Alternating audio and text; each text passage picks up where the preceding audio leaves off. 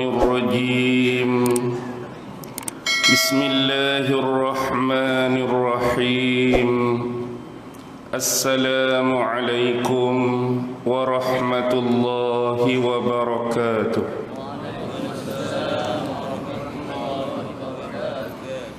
الحمد لله الحمد لله الحمد لله الحمد لله رب العالمين وبه نستعين على أمور الدنيا والدين والصلاة والسلام على أشرف الأنبياء والمرسلين وعلى آله وصحبه أجمعين.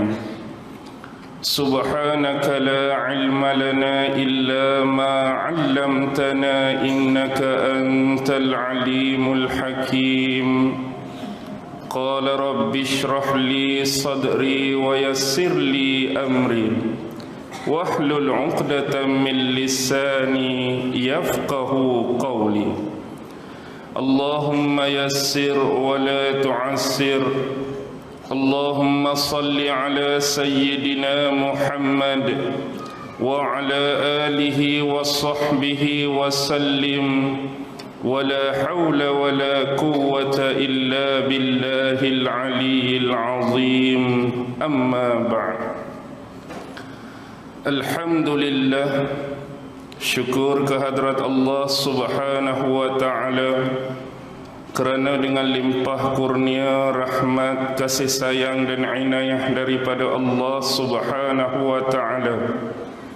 Alhamdulillah, pada malam ini dengan keizinan daripada Allah Subhanahu wa ta'ala, kita sama-sama dapat dikumpul dan dihimpunkan di rumah ini. Alhamdulillah, mudah-mudahan kuliah, pengajaran ataupun ceramah kita pada malam ini senantiasa diberkati dan dirahmati dari sisinya, insya-Allah. Terima kasih saya kepada pengerusi majlis, pengerusi masjid, ahli-ahli jawatan kuasa dan mereka yang bertungkus lumus menjayakan program pada malam ini. Alhamdulillah. Seterusnya tuan-tuan, puan-puan, hadirin hadirat, muslimin muslimat yang dirahmati sekalian, mohon laluan sekiranya di hadapan saya adanya tuan-tuan guru, alim-alim ulama, ahli-ahli akademik, para cendekiawan-cendekiawan, doktor-doktor, ustaz-ustaz dan sebagainya. Tujuan saya berada di hadapan tuan-tuan adalah sekadar perkongsian ilmiah, bukan datang nak mengajar tuan-tuan semua. Sebelum kita pergi lebih jauh, saya nak perbetulkan sikit hak pengurusi tadi. Saya bukan asal Pulau Pinang. Asal saya Pasir Mas, Kelantan. Cuma bertugas di Pulau Pinang hampir 15 tahun. Tu slang pun dah lari ke utara dah. Hilang dah ke Kelantanan dia. Tapi tak apalah, kalau jumpa geng dia keluarlah Kelantan tu. Okey, alhamdulillah. Baik. Malam ni tuan-tuan dan puan-puan, kita nak berbicara mengenai ciri-ciri utama dan keistimewaan manhaj. Manhaj apa? Dakwah Rasulullah sallallahu alaihi wasallam. Secara umum bila kita membicarakan dan memperkatakan persoalan dakwah, di dalam Al-Quran Allah Subhanahu wa ta'ala berfirman, A'udzu billahi minasyaitonir rajim. Ud'u ila sabili rabbika bil hikmati wal mau'izatil hasanah wajadilhum billati hiya ahsan. Ud'u, ini adalah fi'il amar, ayat perintah. Serulah, berdakwahlah, sebarkanlah. Jadi bila ayat ini adalah ayat seruan atas nama perintah daripada Allah, maka kewajipan berdakwah itu berlaku ke atas setiap muslim dan muslimat. Jangan sesekali kita menyangka bahawa bebanan dakwah, skop dakwah itu hanya berlaku kepada guru-guru, hanya berlaku kepada alim-alim ulama, hanya berlaku kepada golongan-golongan yang berilmu dan terpelajar semata-mata. Tetapi konsep dakwah itu luas. Sekurang-kurangnya orang-orang awam biasa seperti kita berada di dalam dunia dakwah kita yang kecil. Di mana tuan-tuan? Di dalam rumah tangga kita. Sebagai contoh, kita sebagai seorang suami, kita punya tugas tanggungjawab dakwah terhadap isteri kita sendiri. Dalam rumah tangga kita jua punya anak-anak. Jadi kita dakwahkan kepada ahli keluarga kita yang namanya anak-anak sebagai seorang bapa. Inilah ruang dan bidang dakwah kecil kita. Mendakwahkan kebaikan kepada isteri dan mendakwahkan kebaikan kepada anak-anak. Sama ada dalam soal kehidupan seharian, dalam soal beragama, dalam soal pendidikan, dalam soal beribadah, dalam soal adab, etika dan sebagainya. Tetapi skop dakwah yang lebih besar kita letakkan kepada mereka-mereka yang mempunyai otoriti, mereka-mereka yang mempunyai peranan yang besar dalam masyarakat seperti yang kita sebutkan tadi. Tetapi ingat, hala tuju mana dakwah ini kita nak bawa? Ila sabili rabbik. Serulah kepada jalan Tuhanmu. Maksudnya, ruang mana pun cabang dakwah yang kita bawa, kita nak bawa manusia lain ataupun individu lain kembali kepada Allah. Ingat, kembali kepada Allah supaya dakwah yang kita bawa ini sama-sama kita semua dapat mengenali Allah Subhanahu wa ta'ala. Bila kita semua mengenal Allah dengan sebenar-benar pengenalan, memahami Allah dengan sebenar-benar pemahaman, maka disitulah akan tertunai sebenarnya apa yang disebut hak-hak Allah atas seorang hamba dan apa hak-hak hamba atas Tuhan dia.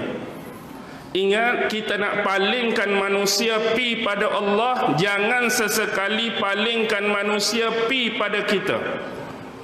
Bagaimana kadang-kadang berlaku sesetengah pendakwah-pendakwah yang memalingkan mad'u kembali kepada dia. Antara yang boleh berlaku demikian, tuan-tuan dan puan-puan, kita terjun, kita masuk dalam medan dakwah bukan nak mengajak manusia kembali kepada Allah, tetapi mengajak manusia kembali kepada kita. Jangan sesekali kita berdakwah kerana kita nakkan nama kita dikenali. Jangan kita berdakwah kerana nak viewer yang ramai. Jangan kita berdakwah kerana nak cari seberapa banyak follower yang setia mengikuti kita. Jangan kita berdakwah kerana nak imbuhan-imbuhan yang mahal dan besar setiap bulan. Jangan kita berdakwah kerana nakkan glamour dan populariti. Jangan kita berdakwah kalau pergi keluar jumpa orang, hai, boleh selfie tak? Kita nakkah benda macam tu? Kalau itulah punya tujuan dan niat-niat, ketepikan mulai sekarang. Kerana tujuan sebenar dakwah bukan palingkan manusia pada kita, tetapi kepada Allah, biar mereka kenal betul-betul siapa Tuhan dan pencipta mereka. Dengan jalan mana yang kita nak guna pakai? Bil hikmah. Dengan cara hikmah. Dan hikmah ini ada perbahasan yang luas, perbahasan yang besar di sisi ulama-ulama.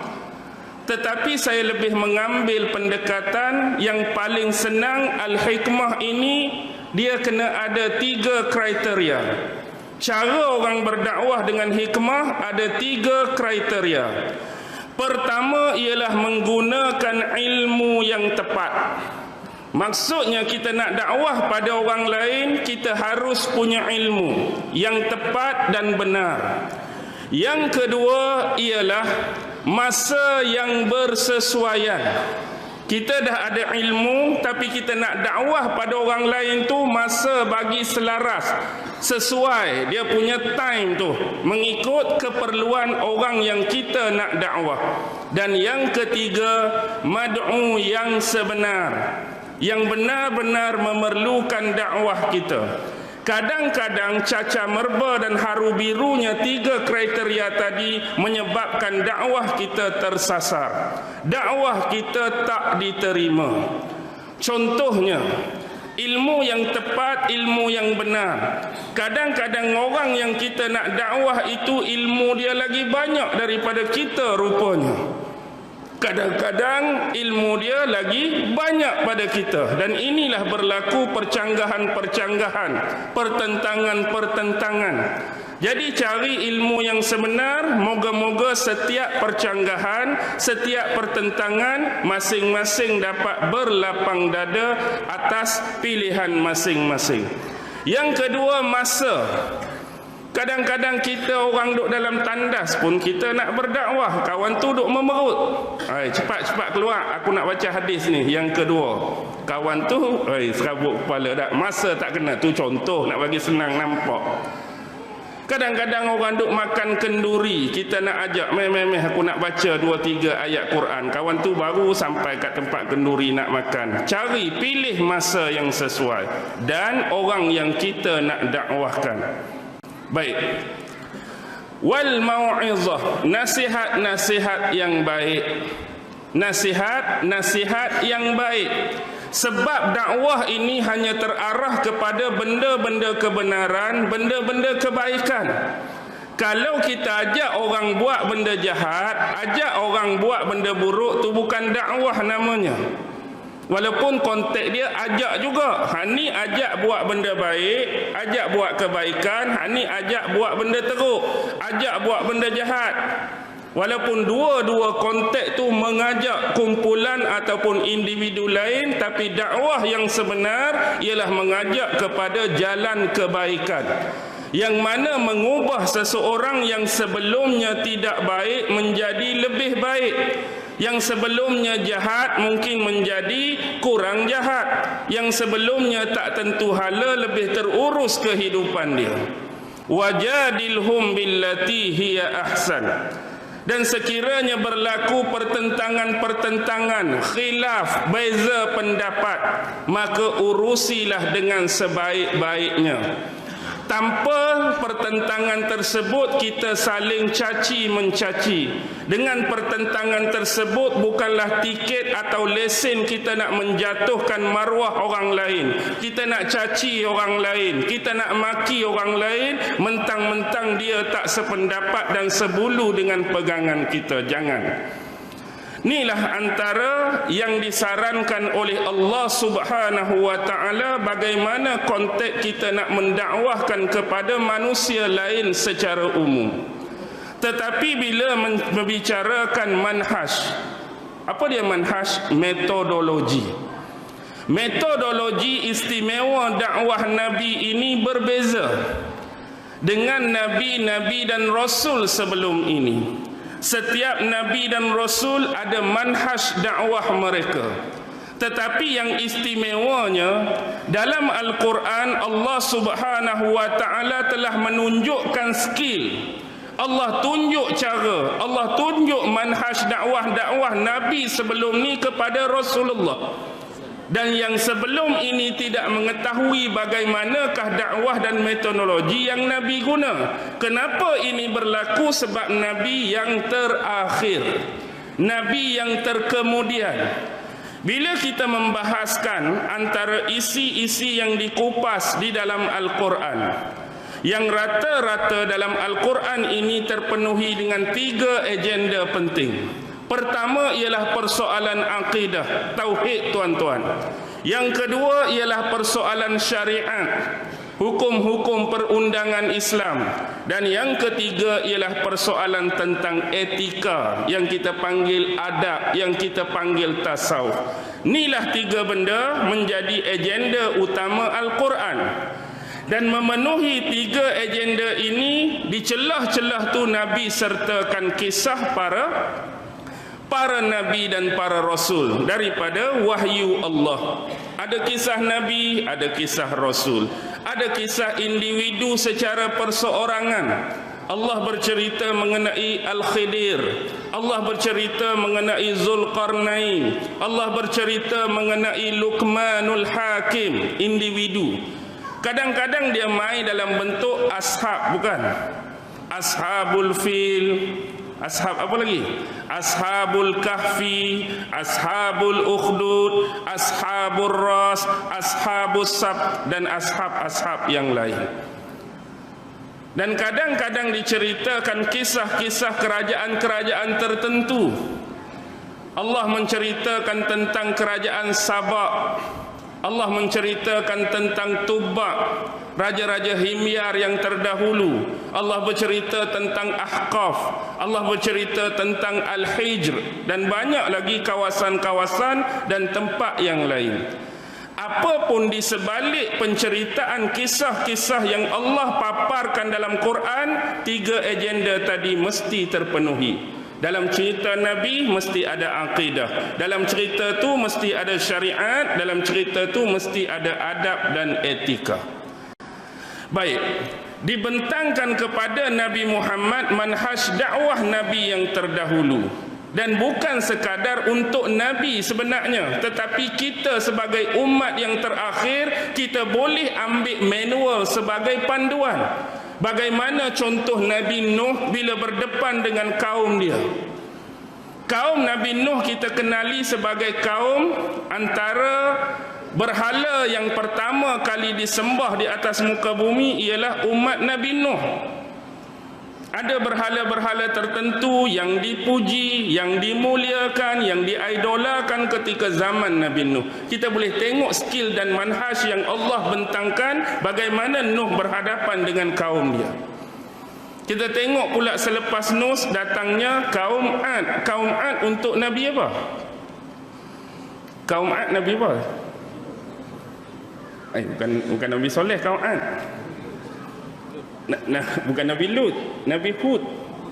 Nabi Hud, surah Al-Fajr. Alam tara kaifa fa'ala rabbuka bi'ad irama dhatil 'imad allati lam yukhlaq misluha fil bilad. Adakah kamu tidak memerhatikan apa yang telah diperlakukan Allah kepada kaum Ad, irama bandar kosmopolitan mereka yang dipenuhi dengan tiang-tiang yang besar dan hebat.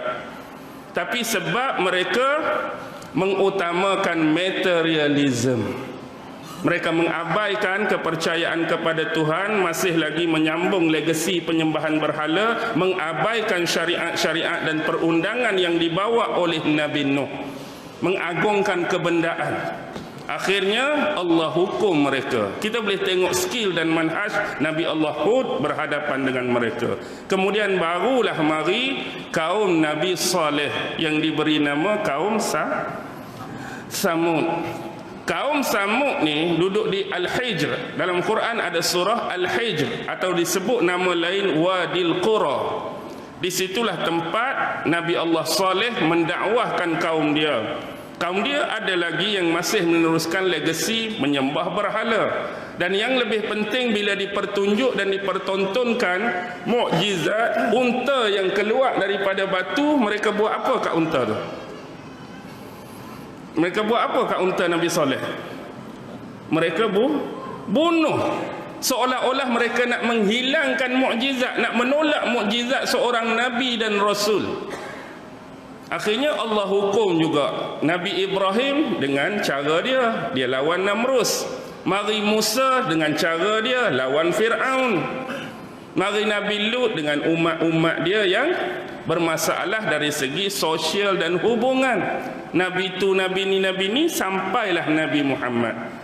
Maksudnya di sini Nabi Muhammad diberikan skill dan manhaj Nabi-Nabi dulu berhadapan dengan bukan saja kaum dia, tetapi karakter-karakter yang dihadapi oleh Nabi terhadap umat masing-masing. hak sembah berhala, hak tolak mukjizat, hak mengagungkan materialisme, hak jenis LGBT punya cerita, hak jenis mengaku Tuhan, hak jenis sombong, hak jenis bongkak, semua ada. Ni panduan untuk kita. Bila mari Nabi Muhammad boleh follow, boleh tengok. Di samping Nabi Muhammad ada manhaj yang tersendiri. Dalam keadaan awal-awal Nabi berdakwah, tuan-tuan, apa yang kafir musyrikin Mekah,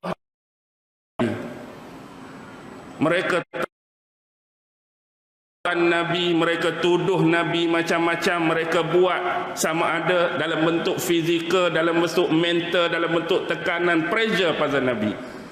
Kadang-kadang Nabi mengeluh pada Tuhan, Nabi mengeluh pada Allah atas penentangan-penentangan yang dilakukan terhadap kaumnya. Antaranya turun surah Hud ayat 120. Wa kullan naqussu 'alaika min anba'ir rusuli ma nusabbitu bihi fu'adak wa ja'aka fi hadhihi al-haqq wa maw'izatun wa dhikra lil mu'minin. Wa kullan naqussu 'alaika, dan kami telah menceritakan kepada kamu keseluruhan min amba'ir rusulin, kisah nabi-nabi dan rasul-rasul sebelum kamu. Ma nusabbitu bihi fuadak, tiada lain dan tiada bukan tujuan dia ialah untuk meneguhkan, memperkukuhkan jiwa dan perasaan kamu. Kenapa? Kerana Nabi membuat keluhan kepada Allah, tentangan daripada kaum dia. Allah bagi kisah para Nabi dan Rasul sebagai penyejuk hati. Nak habaknya bukanlah kerana kamu ni Nabi akhir zaman, aku berikan ujian tentangan daripada kaum kamu seorang. Nabi dulu aku bagi mudah-mudah. Dia cakap saja buka mulut, orang terima. Nabi dulu cakap saja, orang masuk Islam. Nabi dulu cakap saja, semua orang dengar. Macam tu kah? Tak. Nabi dulu pun sama macam kamu ni. Buka mulut, orang lawan. Buka mulut, orang tentang. Dakwah, orang jeh. Dakwah, orang maki. Dakwah, tuduh gila. Dakwah, tuduh tak siuman. Jadi ingatlah, Nabi-Nabi dulu pun sama macam kamu. Jadi janganlah kamu keluh kesah, jangan kamu gelisah bila benda yang sama berlaku pada kamu. Wa ja'aka fi hazihil haq, dan sesungguhnya semua kisah-kisah dan cerita yang aku bentangkan pada kamu ini al-haq, mengandungi kebenaran. Ni bukan cerita dongeng, ni bukan cerita tahyul, ni bukan cerita main-main. Cerita Nabi-Nabi dan Rasul hak, benar adanya. Wa mau'izatun, mempunyai nasihat-nasihat, wa zikra, dan peringatan lil mu'minin, bagi orang-orang yang beriman. Okey, boleh faham secara umum ni, baru mukaddimah baru ni. Kita tak masuk lagi. Okey. Ni kita nak masuk ni. 8 suku awal lagi.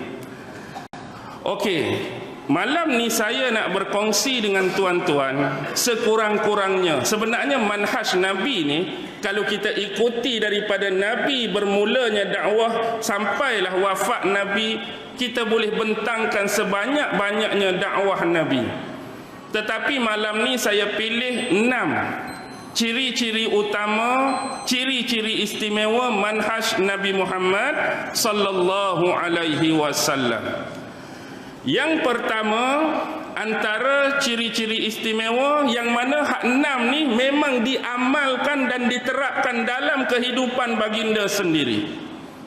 Nombor 1, Nabi Muhammad sallallahu alaihi wasallam melaksanakan dan mengamalkan apa yang dia ucapkan dan tuturkan daripada bibir beliau. Nabi Muhammad dia buat, Nabi Muhammad dia laksana, Nabi Muhammad dia praktikalkan apa yang dia sebut. Dengan bahasa yang mudah, walk the talk. Apa dia walk the talk? Percakapan dia seiring dengan perbuatan dia.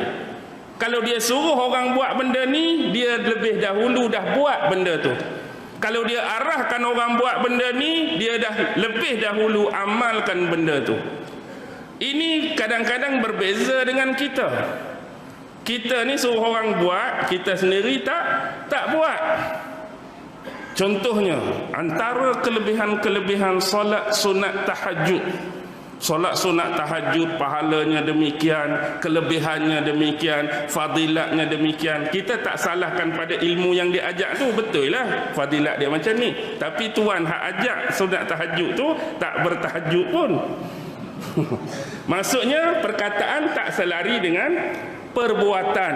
Bukan salah pada dia cerita tu, hak dia cerita tu bagus, hak dia cerita tu betul lah kelebihan tahajud. Tapi kalau boleh kita dulu buat sebelum kita perkenalkan ataupun ajar kepada orang lain. Saya teringat satu kisah bila kita buka biografi Imam Hasan Al-Basri. Imam Hasan Basri pada suatu ketika tu hari Jumaat dia berkhutbah di atas mimbar di Basrah. Lepas dia habis khutbah Jumaat, semayang apa siap, tiba-tiba datang beberapa orang lelaki menemui beliau. Dia kata, Tuan Imam, merujuk Imam Hasan Basri, boleh tak kalau minggu depan kalau khutbah cerita supaya majikan-majikan atau tuan-tuan yang memiliki hamba ni bagi kebenaran kepada hamba-hamba yang dia miliki untuk keluar solat Jumaat. Untuk keluar solat Jumaat. Maksudnya dia nak cerita seolah-olah ada sesetengah majikan yang tak benarkan pekerja dia tu keluar solat Jumaat. Jadi tolong cerita bab ni. Biar bagi tuan-tuan majikan tu dengar, biar kami ni pekerja-pekerja diberi kelonggaran untuk keluar solat Jumaat. Jadi mari Jumaat minggu seterusnya nak pergi dengar lah ni. Tunggu, Imam Hasan Basri cerita bab lain. Cerita bab lain, bukan bab tu hak dia minta tu. Dia pun bersangka baiklah imam besar. Mungkin imam tak ingat tu hak kita pesan. Tak apa, lepas pada ni habis kita pesan sekali lagi. Jadi dah minggu ni tak jadi, imam turun, mari pula geng yang sama. Tuan Imam macam mana? Kami suruh cerita. Tak apalah, nanti saya ingat saya cerita. Tak apa. Mari minggu seterusnya seronoklah. Tiba-tiba keluar bab lain lagi. Keluar bab lain lagi. Ni ingat ke saja-saja buat tak ingat ni? Turun yang kedua, cerita lagi. Tak apa, nanti saya cerita. Minggu ketiga, hak lepas pada bertemu dengan imam, barulah imam sebut persoalan ni. Jadi dah terlepas 2 minggu.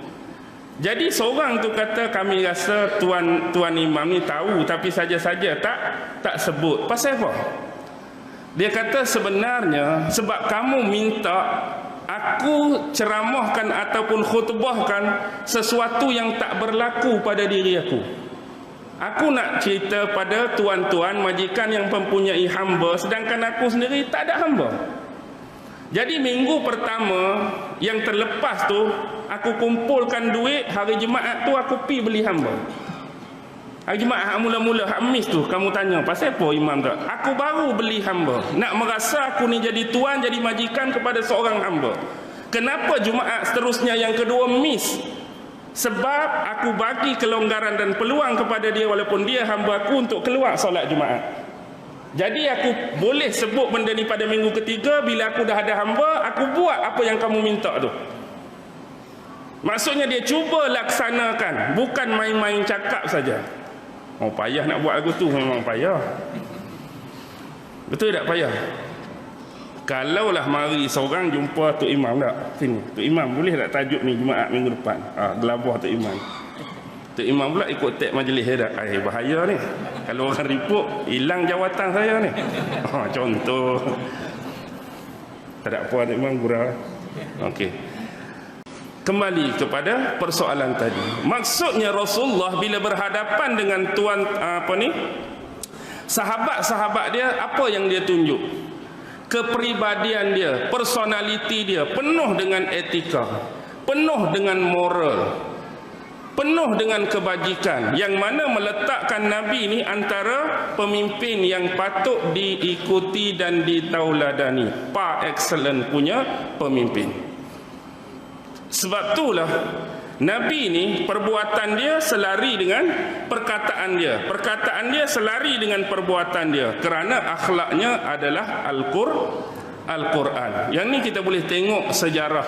Bila mana ada seorang lelaki yang bernama Hisham bin Amir datang bertemu dengan Aisyah radhiyallahu taala anha yang bertanyakan bagaimanakah akhlak dan adab Rasulullah sallallahu alaihi wasallam. Dalam hadis Muslim ada diungkapkan benda ni. Apa jawab Aisyah? Kana khuluquhul Quran. Bila mari kawan ni tanya Aisyah, Nabi ni lagu mana dia punya perangai? Nabi ni lagu mana dia punya kehidupan? Nabi ni lagu mana dia punya adab? Kana khuluquhul Quran. Akhlaknya adalah Al-Quran. Sebagaimana Al-Quran, itulah akhlak Nabi. Tengok Nabi, itulah akhlak Al-Quran. Dan Nabi ini juga memang patut dijadikan suri tauladan, suri ikutan kita semua. Nabi ini, bukankah dalam surah Al-Ahzab ayat 21 apa firman Allah? Laqad kana lakum fi rasulillahi uswatun hasanah liman kana yarjullaha wal yawmal akhir wa zakarallaha katsira. Laqad kana lakum, sesungguhnya pada diri Rasulullah contoh tauladan, ikutan yang baik. Apa saja yang datang daripada Rasulullah, sama ada perbuatan dia, perkataan dia, pengakuan dia adalah kebaikan. Kerana perkataan Rasulullah bukan perkataan yang sia-sia, bukan perkataan yang main-main. Tiada satu pun perkataan yang keluar daripada mulut Rasulullah berdasarkan hawa nafsu baginda. Wa ma yantiqu anil hawa in huwa illa sambung wahyun yuha. Itu Rasulullah. Jadi dia suri tauladan yang baik. Untuk siapa? Liman kana yarjullah. Bagi siapa yang mengharapkan redha Allah. Hidup kita ni tuan-tuan, kita nak harap redha siapa? Redha Allah lah. Jangan sesekali mengharapkan redha manusia. Jangan harapkan redha manusia. Kalau kita harapkan redha manusia, kita akan cepat dipenuhi dengan hawa-hawa nafsu yang pelbagai. Kalau kita nak redha manusia ni macam ni lah. Time orang suka, kita dipuji, kembang dada. Time orang suka, kita diangkat. Time orang suka, kita dipeluk. Time orang suka, kita diberi macam-macam. Kita rasa gembira dan happy. Tapi bila orang caci, bila orang benci, bila orang maki, kita rasa apa? Tadi time orang suka, ni time orang tak suka dah. Orang duk maki macam-macam, orang duk caci macam-macam, orang duk tuduh macam-macam. Masa tu happy lagi ke? Dah down dah. Dah down dah. Sebab manusia ni hawa nafsu dia Allah uji sikit saja. Yang Islam ajar, bila kita dapat segala nikmat dan kelebihan, kita bersyukur. Bila Allah uji dengan ujian dan musibah, kita bersabar. Tu yang agama ajar. Allah bagi, syukur. Allah uji, sabar. Tapi bagi orang yang dipenuhi hawa nafsu, bila Allah bagi, dia sombong. Tapi bila Allah uji, dia give up, dia putus asa. Dua-dua ni kita kena buang daripada kamus kehidupan. Bila senang kita sombong, buang. Bila kita diuji, give up, putus asa pun buang. Yang Islam ajar, satu syukur, satu sabar. Jadi dah kata nak redha Allah. Dan satu lagi, wal yaumal akhir, dan balasan di hari akhirat. Sebab itu Islam selalu meletakkan beriman kepada Allah, kebanyakan ayat Quran, dan hari akhirat. Walaupun sebenarnya rukun iman lain banyak lagi kan. Tapi kebanyakan ayat kita tengok, bagi siapa yang beriman kepada Allah dan hari akhirat. Kenapa bukan kepada Allah dan malaikat? Kenapa bukan kepada Allah dan kitab? Tu rukun iman. Tapi kenapa Allah hari akhirat? supaya manusia sentiasa ingat bahawa kita selepas mati ni ada kehidupan lain.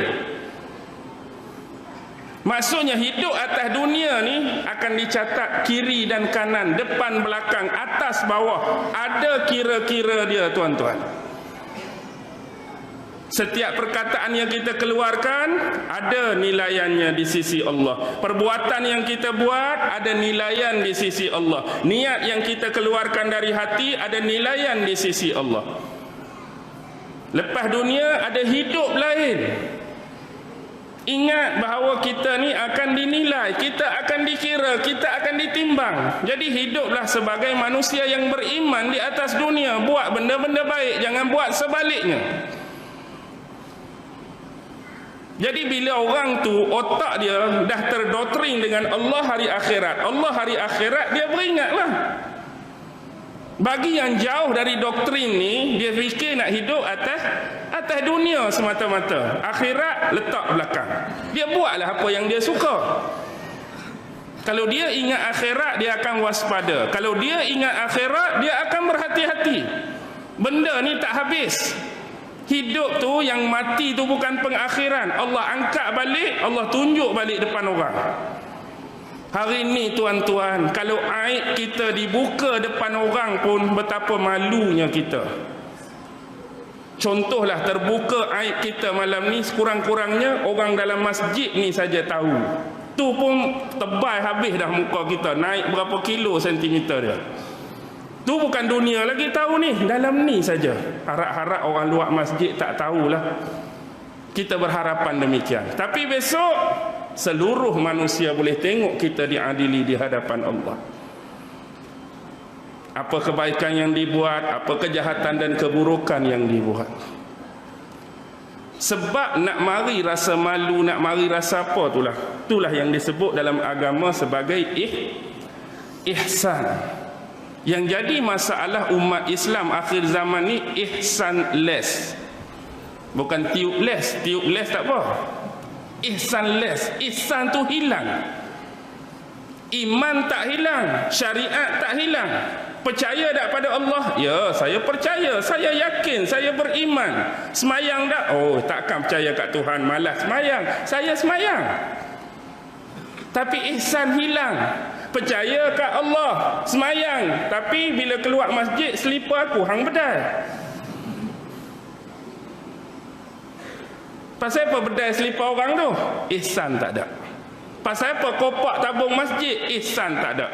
Yang mana kopak masjid dengan ambil selipar tu, kalau tanya dia, percaya tak Allah? Oh, Allah Tuhan aku. Semayang tak? Semayang sekali dengan kita. Tapi pasal apa boleh ambil selipar orang? Ihsan tadi. Apa dia ihsan? Anta'budallah ka'annaka tarah. Ihsan ni satu rasa yang Allah sentiasa awas kita, lihat kita, tengok kita, dengar kita. Rasa tu kalau tak ada, walaupun dia percaya Allah, walaupun dia semayang, macam-macam kejahatan boleh berlaku kalau rasa tu tak ada. Yang jadi ada rasa itulah kita tak buat jahatnya. Baru nak ambil sikit, Allah tengok, tak jadi. Baru nak tampak sikit, Allah tengok, tak jadi. Baru nak tu sikit, Allah tengok. Kalau tak ada rasa Allah tengok tu, duit masjid dia ambil, selipar orang dia ambil, hak tu dia buat, hak ni dia buat. Pasal apa? Rasa tu tak ada. Rasa, tuan-tuan.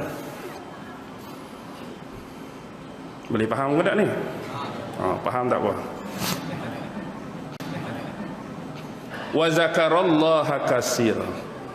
Dan sebutlah, ingatlah nama Allah sebanyak-banyaknya dalam frasa kurungan, dalam keadaan kamu gembira atau dalam keadaan kamu sedih, dalam keadaan kamu senang atau dalam keadaan kamu susah. Ingat Allah ni bukan waktu susah, ingat Allah ni bukan waktu sedih saja. Jadi kalau ingat Allah dua keadaan tu, di mana ingatan kamu pada Allah ketika Allah anugerahkan nikmat pada kamu? Di mana ingatan kamu pada Allah ketika Allah anugerahkan kegembiraan pada kamu? Tak yang gembira tak ingat dia, tak yang sedih barulah Allah. Tak yang sihat tak ingat dia, tak yang sakit Allah peningnya. Okey. Seterusnya, bila kita melihat kesabaran Nabi Muhammad, Nabi Muhammad ni sabar tak tuan-tuan? Sabar. Sabar yang tinggi. Dan bahkan Nabi Muhammad tergolong di kalangan 5 Nabi Ulul Azmi. Siapa Nabi Ulul Azmi? Nombor 1 Nabi Nuh. Yang kedua Nabi Ibrahim, Nabi Musa, Nabi Isa, Nabi Muhammad. Semua Nabi Ulul Azmi ni diberi gelaran. Nuh, apa gelaran Nabi Nuh? Adam pula. Adam digelar Safiyullah, yang disucikan oleh Allah kerana Allah menerima taubat Nabi Adam, diampunkan dosa Nabi Adam. Nuh Najiyullah, yang diberjayakan oleh Allah. Nabi Ibrahim Khalilullah, teman rapat, sahabat karib bagi Allah. Musa Kalimullah, yang diberi keizinan berbicara secara terus dan langsung dengan Allah. Isa Ruhullah. Muhammad Habibullah, kekasih Allah. Dalam surah Ahqaf ayat 35, tuan-tuan tengok. Tok Imam, mana Tok Imam?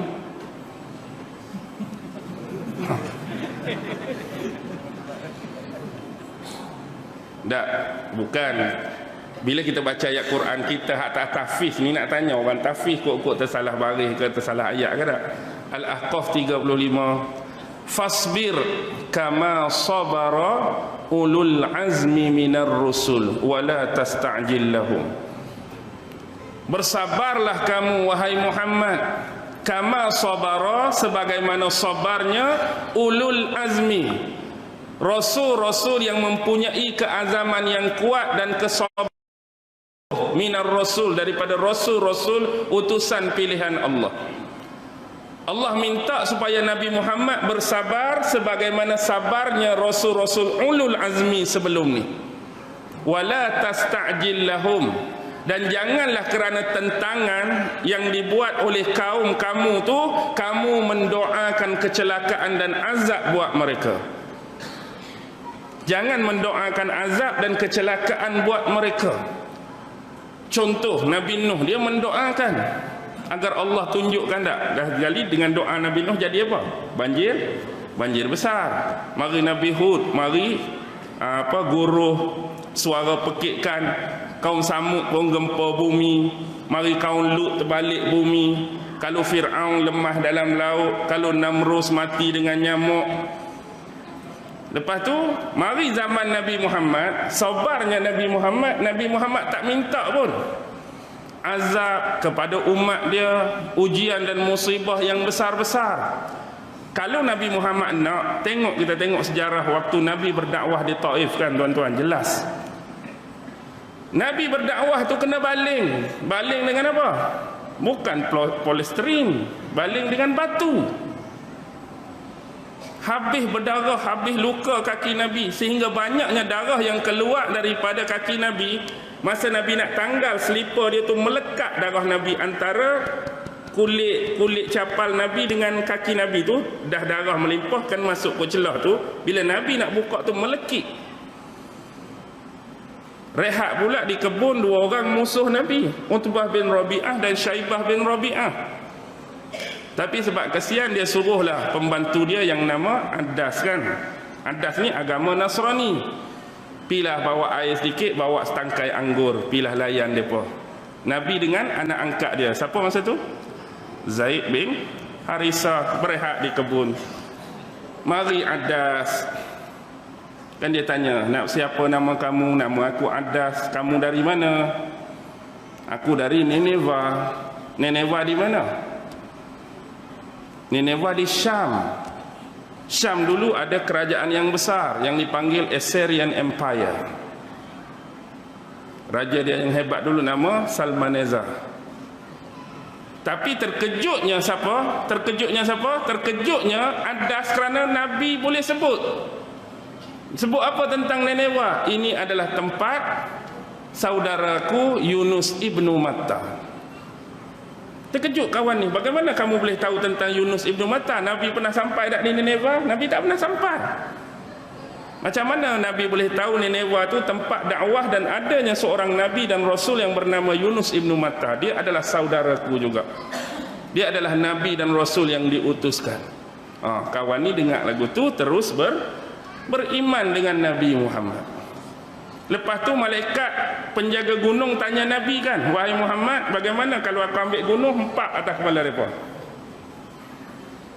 Nabi kata jangan. Mungkin sekarang mereka yang lawan dan tentang, tetapi mungkin anak dan cucu mereka di kemudian hari akan beriman. Tengok Nabi punya vision, future vision Nabi. Mungkinlah ni geng-geng bapak tu yang lawan, mungkin anak, mungkin cucu beriman. Kalaulah kita ditolak malam ni, tak ada siapa nak mai masjid. Oh sedih aku, orang kampung paya tak mai. Mari pula malaikat, ustaz lagu mana? Saya lingkupkan satu kampung paya ni. Contoh. Bagai di pucuk pucuk dicerita ulang mendatang, kata bukan kampung paya saja, satu dun ni lingkup habis. Tu kita. Padahal malaikat tak mari pun, tak teringin pun nak mari tanya lagu tu tak. Contoh. Tapi Nabi buat dah, Nabi tolak. Tak mau, jangan. Tengok Nabi sayang umat dia. Satu lagi kerana apa?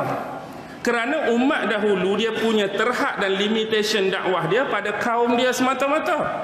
Nabi Musa hanya pada Bani Israel, Nabi tu kaum dia, Nabi ni kaum dia, Nabi tu kaum dia. Tapi Nabi semua, seluruh manusia sampai hari kiamat.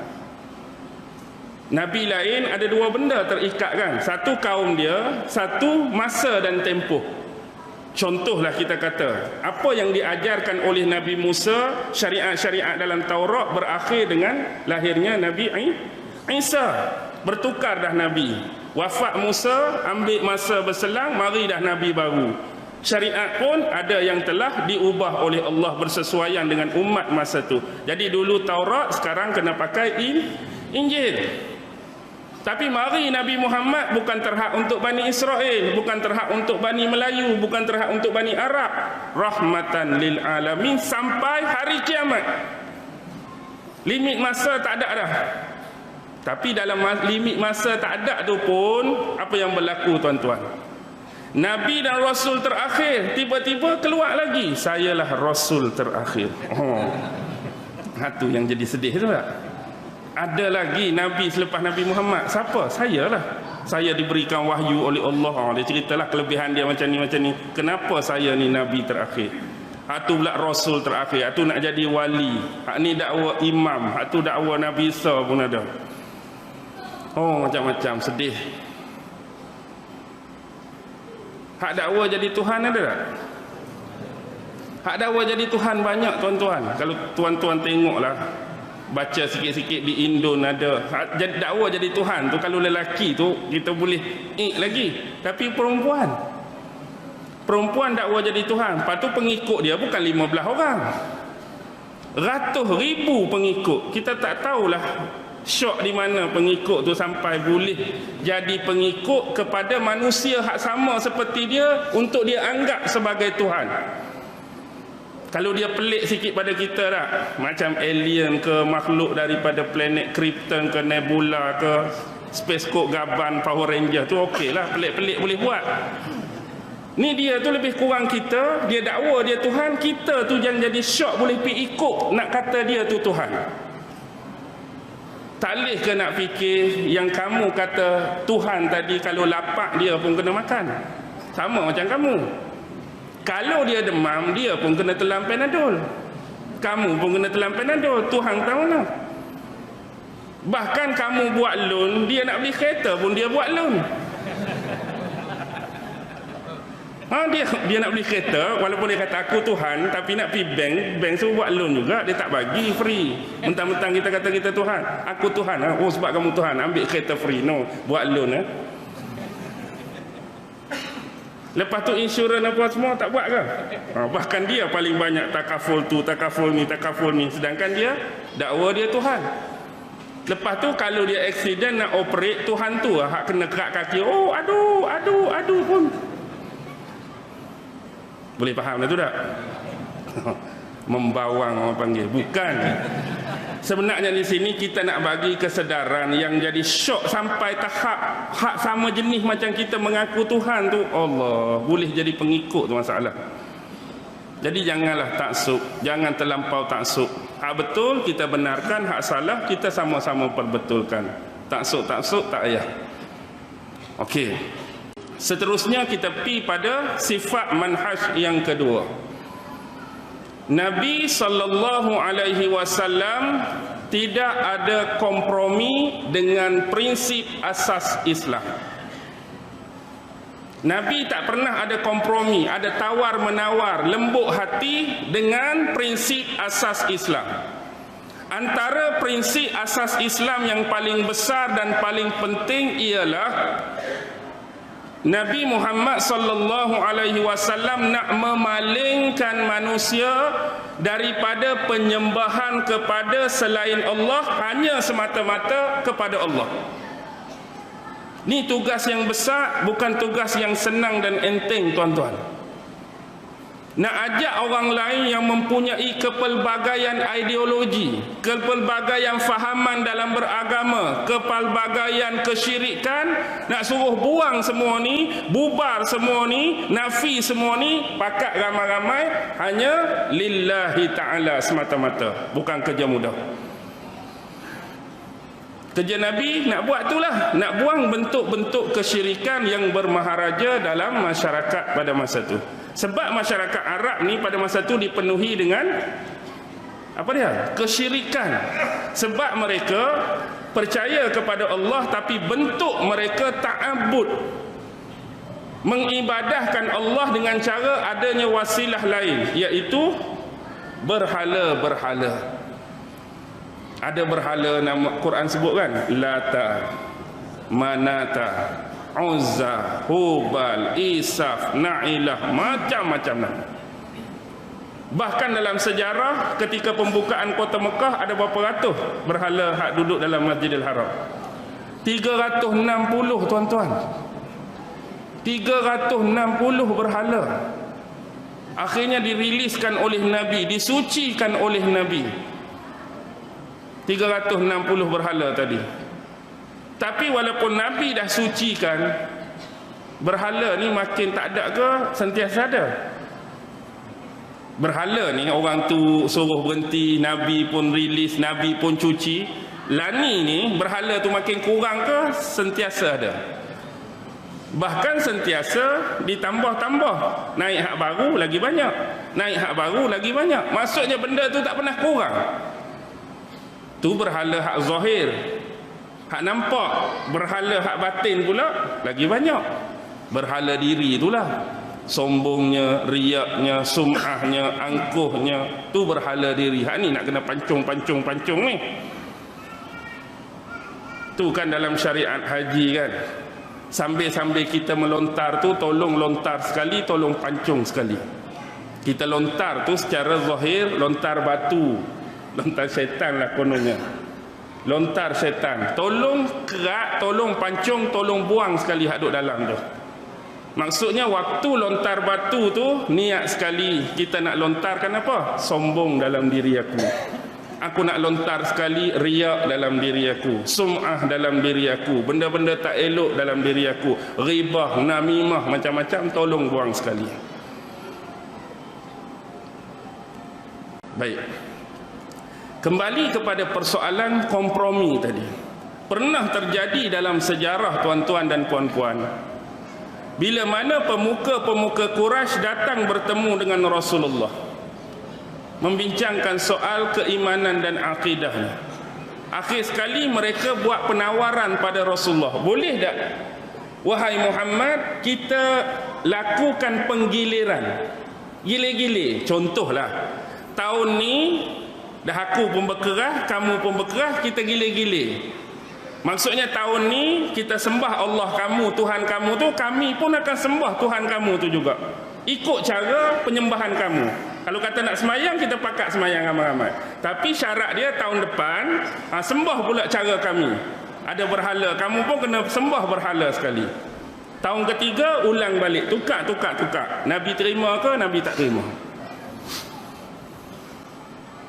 Nabi tolak kompromi ni tuan-tuan. Sebab prinsip asas Islam hanya Allah Subhanahu Wa Taala. Walaupun yang nak digilir dan diulang-ulang tu adanya bentuk kesyirikan. Kalau kira fair and square lah kan, kira adil, sikit kamu sikit aku sikit dari sudut keadilan tu. Tapi no, sebab prinsip tu terlanggar. Kalau Nabi buat seolah-olah syirik itu berlaku. Nabi membenarkan kesyirikan berleluasa. Mungkin tahun pertama syirik itu berjaya ditahan, tapi tahun kedua kalau pakak sembah berhala, jadi apa guna Nabi dakwah sebelum ni kalau dak tukar. Nasib baik Nabi tolak, Nabi tak ada kompromi. Kalau Nabi berkompromi, apa jadi tuan-tuan? Okeylah, fair and square, bolehlah. Tuan-tuan boleh bayangkan tak? Kita ambil lah secara mudah. Ini bukan resis, ini bukan religious. Kita just perbandingan terbuka. Kita ambil agama dominan di Malaysia, Islam, Kristian, Hindu, Buddha, Yahudi. Kita letaklah 5. Kalaulah ada kompromi, okey, tahun ni semua kita pakat mai masjid. Hindu pun kena mai masjid, ni semua mai masjid. Tokong-tokong, kuil-kuil, sinagog lengang, hening, tak ada orang.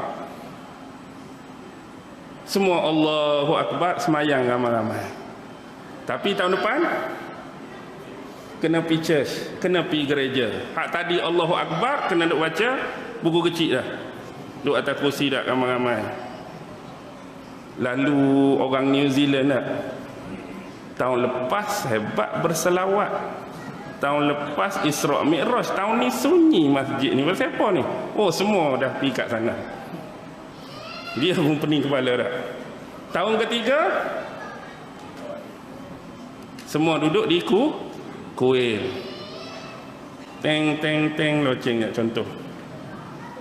Bukan ke Tok Imam sembahyang tarawih kita 2 tahun lepas kan ni? Nampak lain dah pakaian ni, contoh. Lepas tu pergi sekali lagi, hak lain pula. Bila pula agak-agak Allahu Akbar, tahun yang ke-6.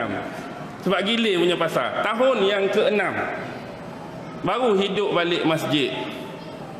Lepas tu ulang lagi. Kalau Nabi terima, itulah yang akan jadi sebagai perbandingan konon-kononnya.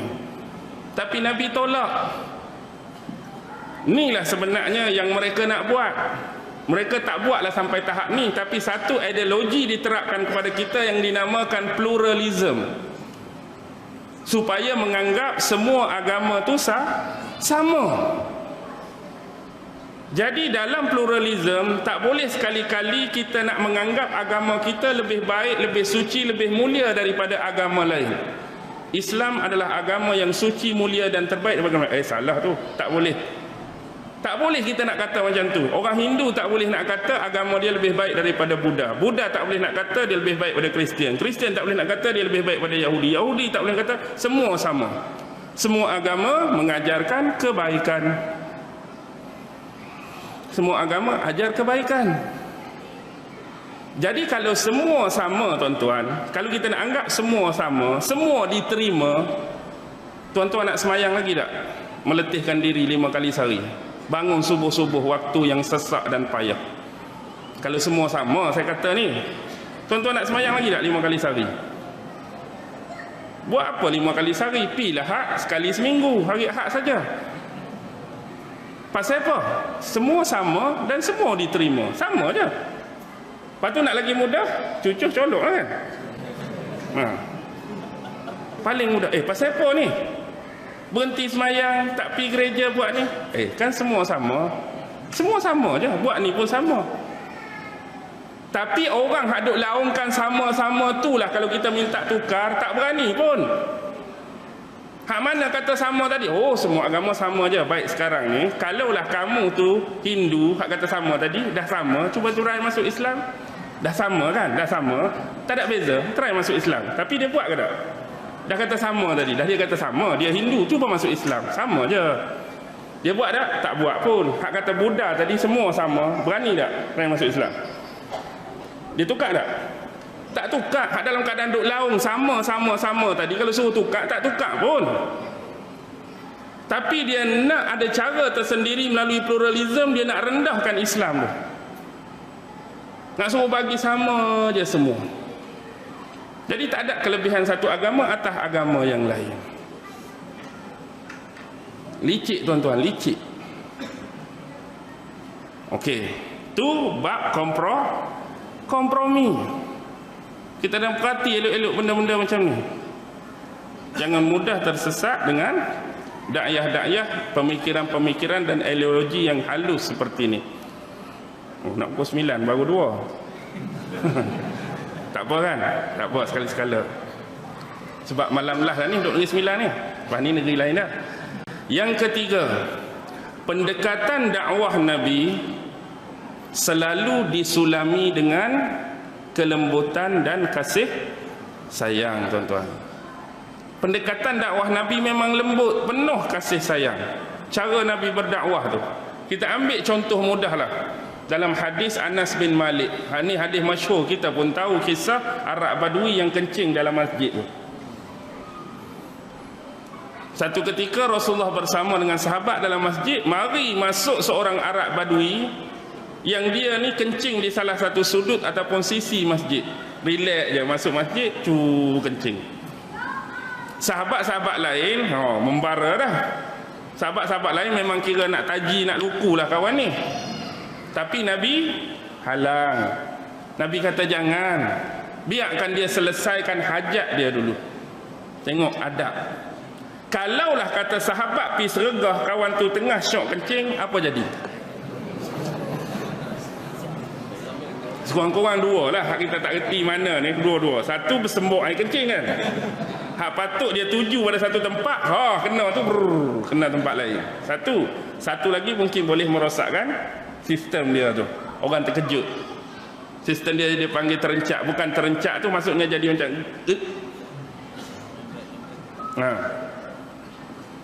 bahaya tuan-tuan. Kencing ni bukan kata dia lah, kalau kita duduk tengah syok kencing atau berak, kita kata kan, orang dulu-dulu kan bukan ada tandas mana pun, kadang-kadang ada semok je. Bukan orang sergah pun, durian luruh je. Bukan orang api senyap-senyap, buat macam tu lagi. Duduk tengah malam-malam tu tiba-tiba durian luruh. Tengok tak reaksi orang tu macam mana. Kadang-kadang jadi macam terbantuk dah, jadi macam tak selesa. Apatah lagi orang pergi senyap-senyap belakang sergah. Lagi dah terkejut, berak di sini rupanya selama ni. Tengok pengajaran Nabi. Tengok lepas pada tu, bila dia masuk balik dalam Masjid Nabawi, siapa yang ada dalam ingatan dia? Seorang sahabat pun tak ada dalam kepala dia kecuali Rasulullah sallallahu alaihi wasallam. Di saat orang lain menunjukkan amarah dan kemarahan dia, seorang individu ni saja yang menunjukkan kemuliaan dan kebaikan dia padaku.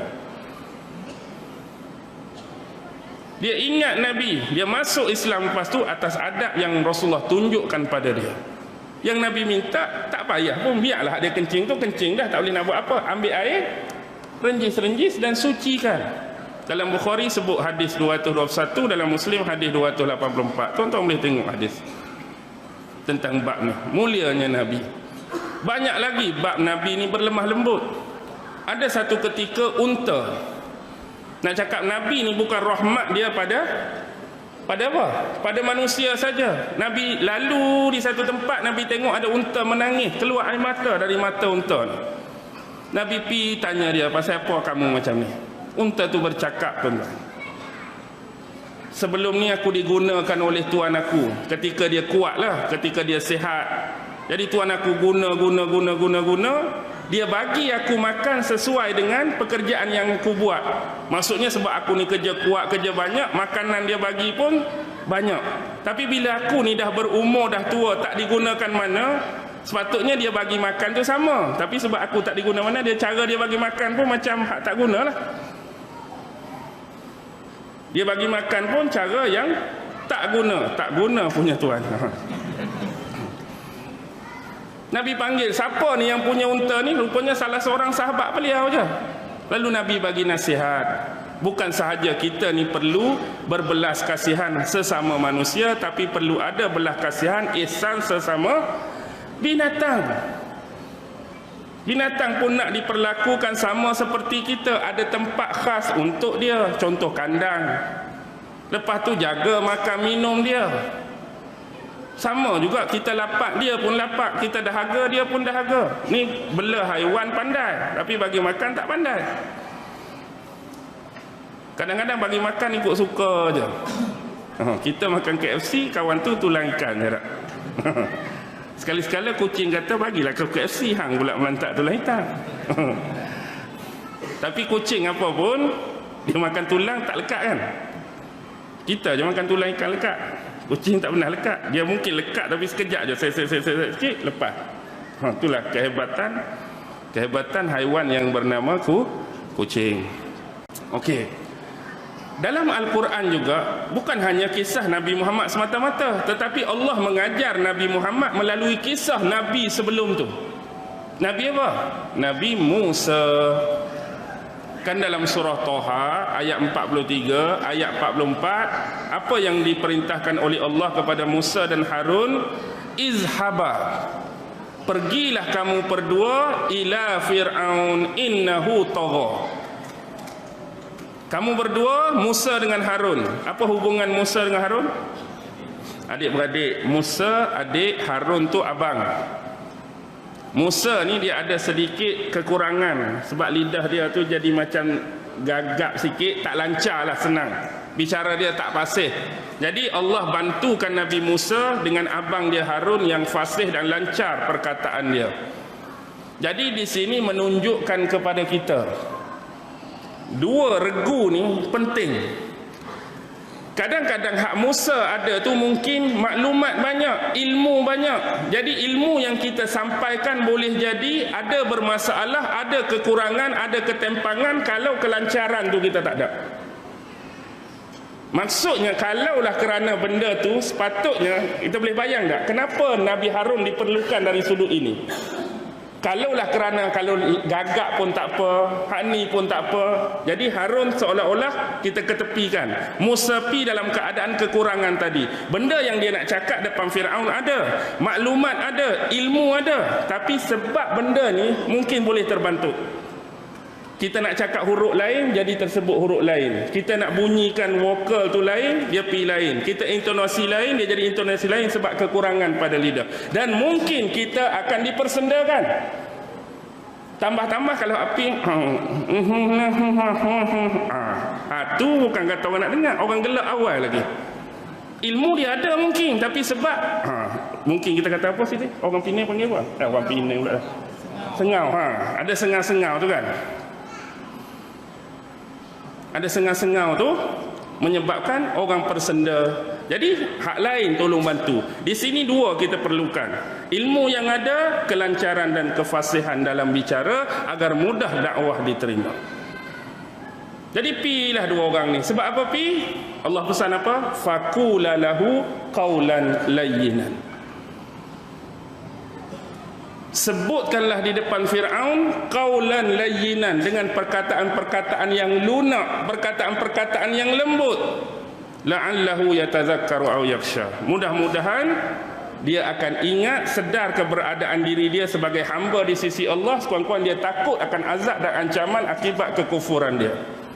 Tapi hak perintah awal qaulan layyinan. Sebab Fir'aun watak kerah, watak bengih, watak sombong. Tiba-tiba kita nak pi kerah juga, biasa jadi ke tak jadi? Kerah lawan dengan kerah. Kawan ni, oi celaka. Kawan ni, oi anjing. Tak jadi. Hak ni celaka, hak ni anjing, hak ni apa, kita pun ya relax. Biasanya akan ni jadi relax juga. Tapi kalau hak ni kerah, hak ni bengking, payah nak jadi. Jadi sifat dia tu guna perkataan yang baik. Mudah-mudahan dia ingat, atau mudah-mudahan dia takut, sedar diri dia di sisi Tuhan sebagai hamba. Biasanya kalau orang jenis bergaduh ni tuan-tuan, orang bergaduh ni dia guna suara kuat ke suara lembut? Orang tengah bergaduh, dua orang nak bergaduh ni, sebelum betul-betul bergaduh tu dia duk saling marah-memarahi ni, suara kuat ke suara pelan? Baik, biasa akan guna suara kuat. Padahal duduk depan dia je, tak payahlah kuat-kuat. Kurang-kurang duduk depan ni, mari kita bergaduh. Hang ni memang nak kena kat aku ni. Aku nak bagi penumbuk. Suara dia tak macam tu. Walaupun dia duduk depan, tapi wow. Pasal apa? Padahal kawan tu bukan tak dengar pun, duduk depan dia. Kenapa ini terjadi, tuan-tuan? Kenapa orang yang saling bergaduh perlu suara yang kuat? Kerana zahir fizikal jasmani yang duduk dekat, tetapi hati dua orang ni, seorang di timur, seorang di barat. Hati dua-dua ni tak ada duduk depan tu. Tubuh saja, kemarahan saja duduk depan, hati anu duduk ke laut, anu ke laut. Jadi sebab jauhnya hati ni perlu suara yang kuat. Oh.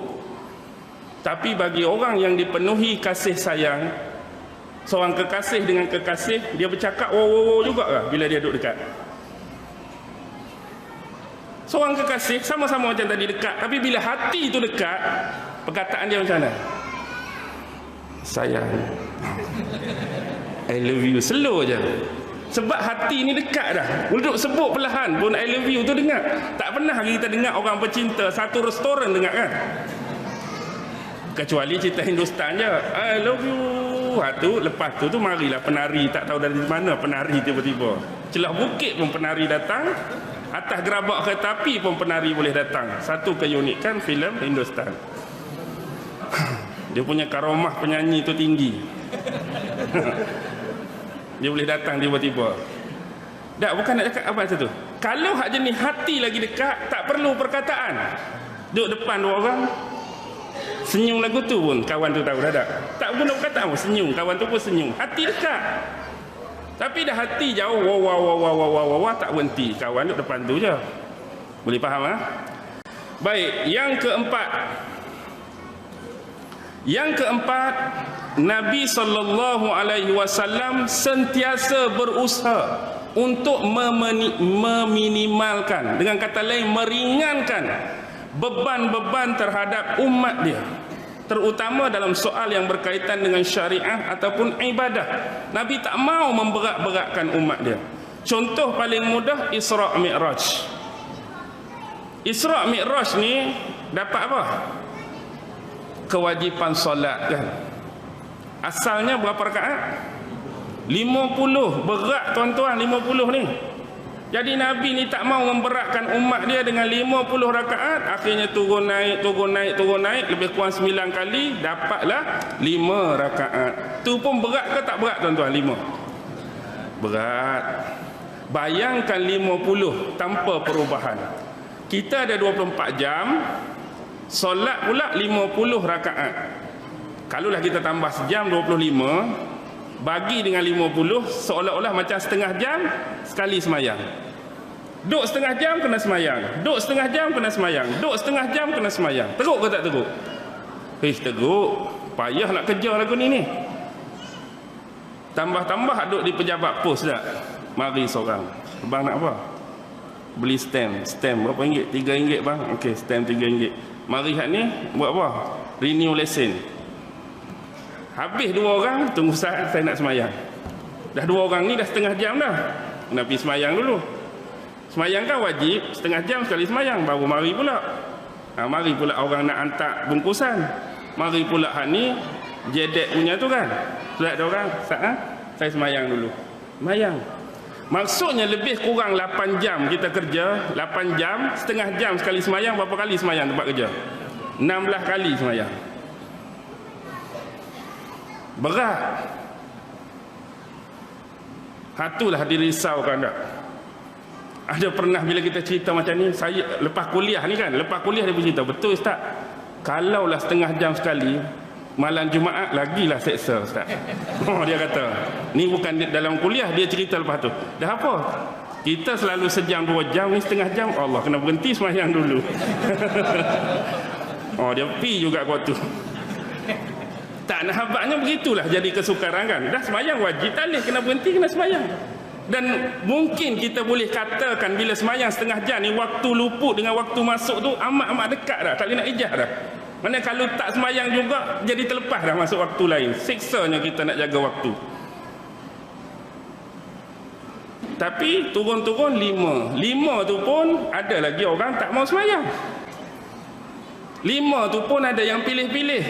antara hak selesa untuk semayang ialah biasa maghrib, lepas dah maghrib, zuhur. Tapi hak payah nak buat subuh, asar, isyak. Subuh sebab semua galik tidur. Asar ni jenis santai-santai kan. Ni kadang-kadang malas dah kalau duduk padang bola sebelum asar, memang main bola lah. Lepas tu kalau isyak. Tapi hadis Rasulullah untuk kesan orang munafik, tengok pada dua solat. Solat apa? Subuh dengan isyak. Orang munafik payah nak buat. Kalaulah kita ambil dari sudut berjemaah pula, biasa semayang apa yang paling sikit jemaah main masjid? Subuh lagi asar. Isyak tu tak boleh nak buat apa sebab ada kuliah. Tiba-tiba terus balik. Hang lepas kuliah balik terus. Jadi segan lah dia dah. Kena juga semayang isyak. Kalaulah semayang tu bukan 5, 3 tuan-tuan. Ada lagi tak orang tinggal? Ada lagi kalau 3. Bayangkan 4 tu tak ada. Allah fardukan hanya subuh 2 rakaat. Ada lagi tak orang tinggal? Ada lagi tuan-tuan, walaupun subuh 2 rakaat. Bayangkan subuh tu Allah kata berat 2. 1 rakaat saja. 1 rakaat saja subuh. Ada lagi tak orang tinggal? Ada lagi. Bayangkan subuh pula tak ada sujud, tak ada rukuk. Allahu Akbar, at-tahiyat terus. Ada lagi tak orang tinggal? Dah bayangkan kita kecil, semayang tu ialah Allahu Akbar, turun, at-tahiyatul mubarak, as-salat. Ada lagi tak agak-agak orang tinggal? Semudah itu pun tuan-tuan, ada lagi yang tinggal. Bukan senang, berat solat tu. Tapi kerana Nabi nak bagi ringan, 5 tu pun susahnya, 5 tu pun payahnya. Tengok pula bab solat. Nak cakap, nak suruh juga semayang jangan tinggal. Tak boleh berdiri, ada rukhsah, ada keringanan, boleh solat sambil duduk. Tak boleh duduk jenis pinggang keras apa macam, boleh lagi sambil baring. Baring tak boleh nak bergerak langsung pula, boleh guna dengan isyarat. Poin dia, jangan tinggal semayang. Keadaan mana sekalipun semayang tu wajib. Dah payah berdiri duduk, dah payah duduk baring, dah payah baring guna isyarat. Ni bukan setakat baring, bila pejam mata tak buka-buka. Lena terus. Nak bagi mudahnya tak? Yang penting semayang. Tapi masalahnya kita kadang-kadang hari ni duk bergaduh isu-isu remeh, isu-isu yang Nabi buat. Tambah-tambah Nabi buat dua-dua. Tapi kerana jenis suka, contohlah kita kata ambil hak senang-senang apa dia. Nak turun sujud kan? Nak turun sujud, Nabi turun lutut dulu baru tangan ke? Tangan dulu baru lutut. Duk bergaduh dua ni. Oi, hadis kata Nabi turun lutut dulu baru tangan. Hak ni pula Nabi turun tangan dulu baru lutut. Yang hakikat sebenarnya kalau buka dua-dua Nabi pernah buat. Ada sahabat tengok Nabi turun lutut tangan, ada sahabat tengok Nabi turun tangan lutut. Jadi buat apa nak bergaduh? Hang nak buat hak mana pun. Hak lutut pertahanlah kelututan dia tu. Hak tangan pertahankan hak ketanganan dia. Kalau nak bergaduh juga boleh. Cari orang turun kepala dulu. Betul. Dia ni pelik, orang lain lutut atau tangan, tiba-tiba dia kepala dulu. Nak bergaduh dengan tu. Tu yang jadi masalah. Tu yang jadi masalah kita nak cari bergaduh hak tu. Pelik orang ni tak. Okey, bab semayang, bab puasa, Allah bagi keringanan walaupun wajib 30 hari bulan Ramadan, tapi orang musafir boleh tangguh, boleh tunda. Orang sakit boleh tangguh, boleh tunda. Orang haid, orang nifas, orang menyusu, ada keringanan yang Allah bagi. Walaupun tu adalah perintah wajib. Kalau bab zakat pula, memang ada sebahagian orang Allah anugerahkan dengan harta, tapi dia bagi keringanan. Hanya cukup haul, cukup nisab. Tak cukup haul, tak cukup nisab, tak payah.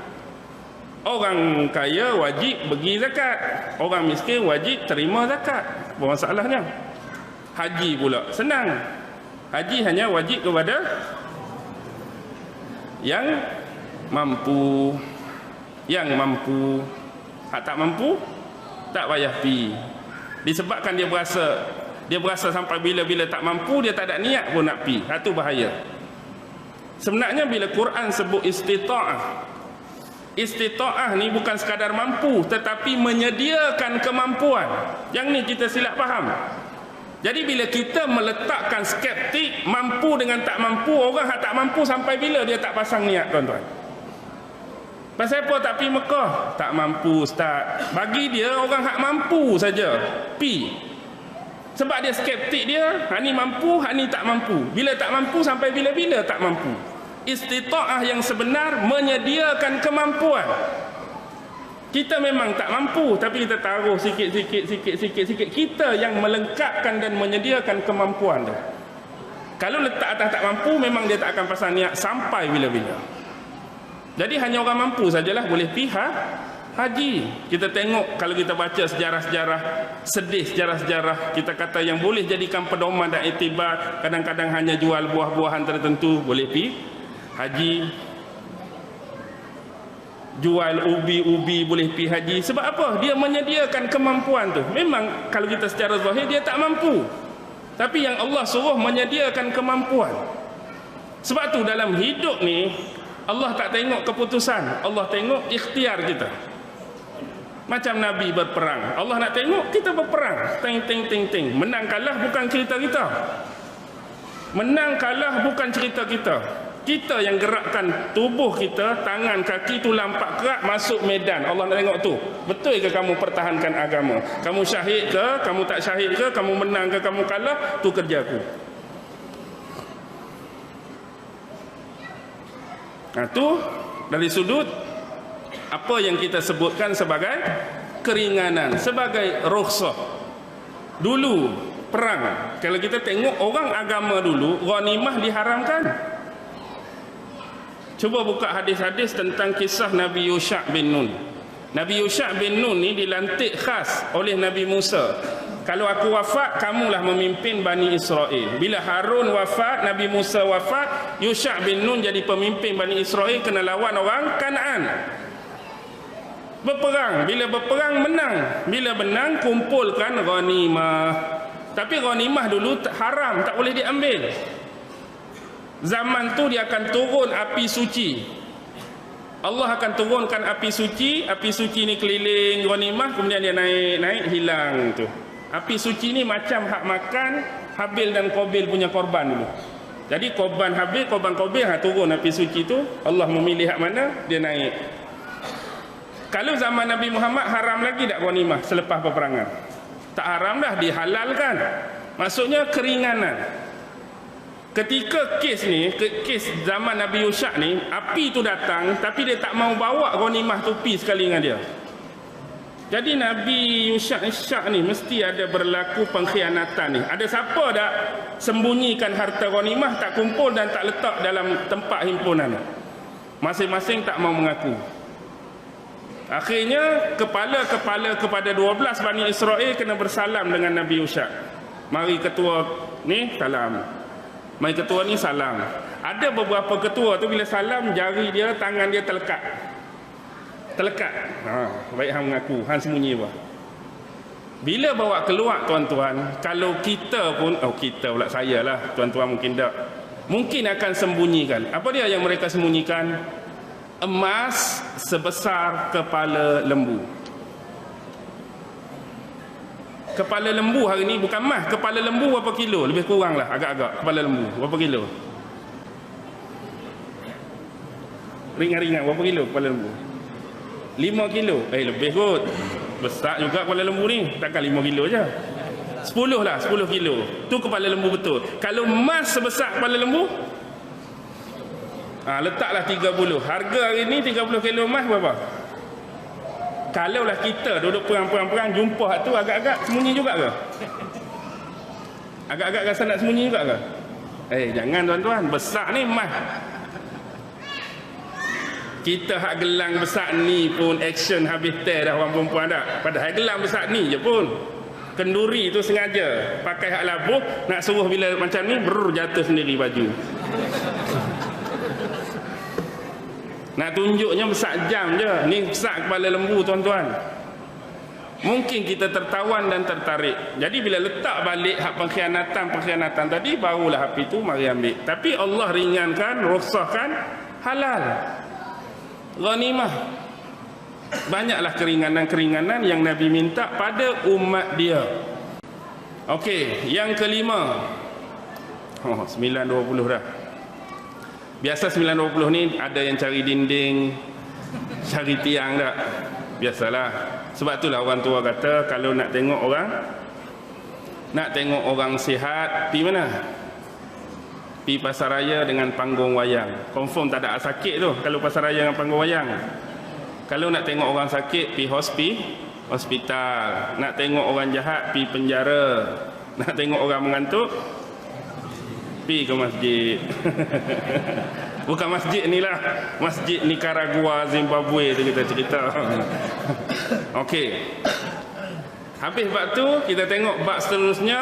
Rasulullah tidak ada kompromi dalam soal pelaksanaan syariah. Bab nak laksanakan hukum syariah, Nabi tak ada kompromi. Dalam sejarah peristiwa ini berlaku selepas pembukaan kota Mekah. Seorang wanita bangsawan Arab Quraisy, Fatimah binti Al-Aswad. Fatimah binti Al-Aswad ni daripada Bani Makhzum. Bani Makhzum antara Bani Quraisy yang elit. Bani Makhzum ni adalah siapa dia? Abu Jahal lah. Abu Jahal tu Bani Makhzum. Sayyidina Umar campuran Bani Adi dengan Bani Makhzum. Bapa Sayyidina Umar Bani Adi, mak dia Bani Makhzum. Mak Sayyidina Umar tu kakak kepada Abu Jahal. Sayyidina Umar tu anak saudara Abu Jahal. Sayyidina Umar anak saudara Abu Jahal. Kakak dia nama Hantamah binti Hisham. Abu Jahal Amru bin Hisham. Hantamah mak Sayyidina Umar. Jadi Sayyidina Umar gabungan dua kabilah yang dikatakan digeruni. Bani Adi pun hebat, Bani Makhzum pun hebat. Antara contoh Bani Makhzum yang lain, Khalid Al-Walid. Bani Makhzum memang geng-geng Qur punya perang ni. Jadi salah seorang wanita dia, Fatimah binti Al-Aswad, tertangkap. Ada riwayat Aisyah sebut 3. Ulama-ulama sejarah bentangkan 3 sebab kenapa dia ditangkap. Pertama, Aisyah kata dia ni jenis suka pinjam barang orang, bila orang minta dia nafi. Contohlah kita kata pinjam gelang ke, pinjam perhiasan ke, tapi bila kawan tu kata janji nak bagi ni, bila masa aku pinjam kan dia ada style tu. Jadi ada satu kes kata kes ni kerana macam tu. Ada riwayat lain kata memang dia ambil daripada orang lain, ambil dengan cara curi lah. Ada satu riwayat lain, waktu malam dia terserempak dengan seorang pengembara, dia curi salah satu beg yang dibawa oleh pengembara dan akhirnya tertangkap. Lalu keesokan dibawa masalah dia pada Nabi. Jadi bila dia ni golongan elit, maka orang-orang Bani Makhzum yang ketua-ketua tu pergi mintalah keringanan dengan Nabi. Kalau boleh nak hukum ni jangan hukum berat-berat, bagilah keringanan pada dia. Dan kalau boleh maafkan, kira orang panggil apa kalau dalam mahkamah? Kes apa ni? Kes diselesaikan, dilucutkan kes ni, tak payah-payahlah diam-diam. Nabi tolak.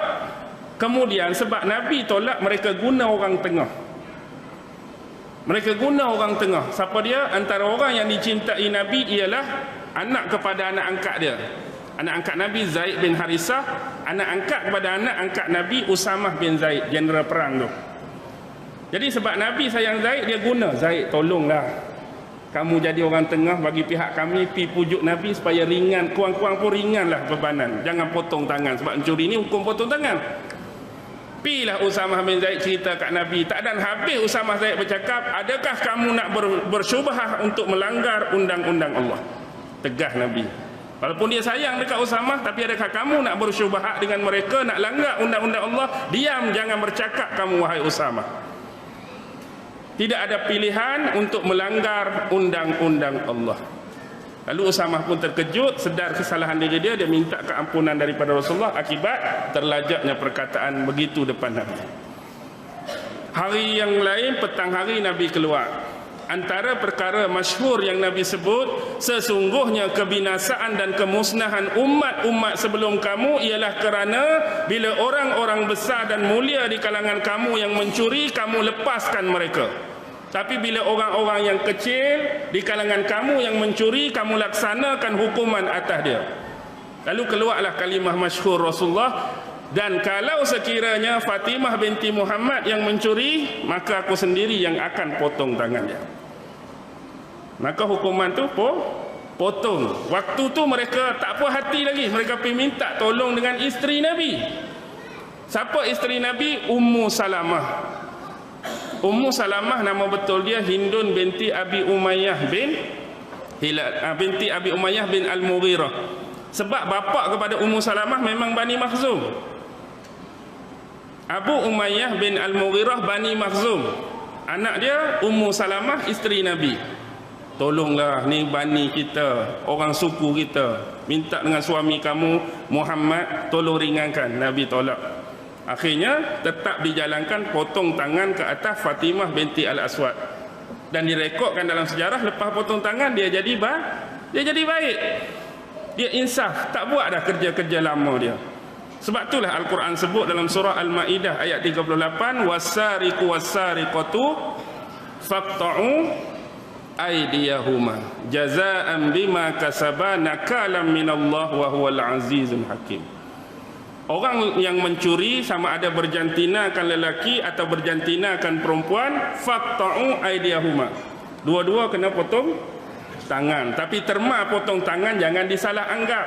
Maksudnya kena detailkan mengikut hadis-hadis yang lain. Bukan kata curi 2 kupang pun kena potong tangan. Jangan ambil keumuman tu. Asal kata curi potong tangan. No. Dia kena lebih 1/4 dinar baru kena potong tangan. Setakat curi roti gardenia 2 bungkus tak payahlah potong tangan. Dan kes kecurian juga kena tengok condition. Tengok tu, bukan sekadar barang yang dicuri, pencuri tu. Orang mencuri tu pasal apa curi? Lapar 10 hari tak makan. Benarlah dia mencuri, bukan setakat barang curi tu jadi perbahasan. Konteks orang yang mencuri tu kerana lapar, kerana tertekan. Boleh faham ah? Okey.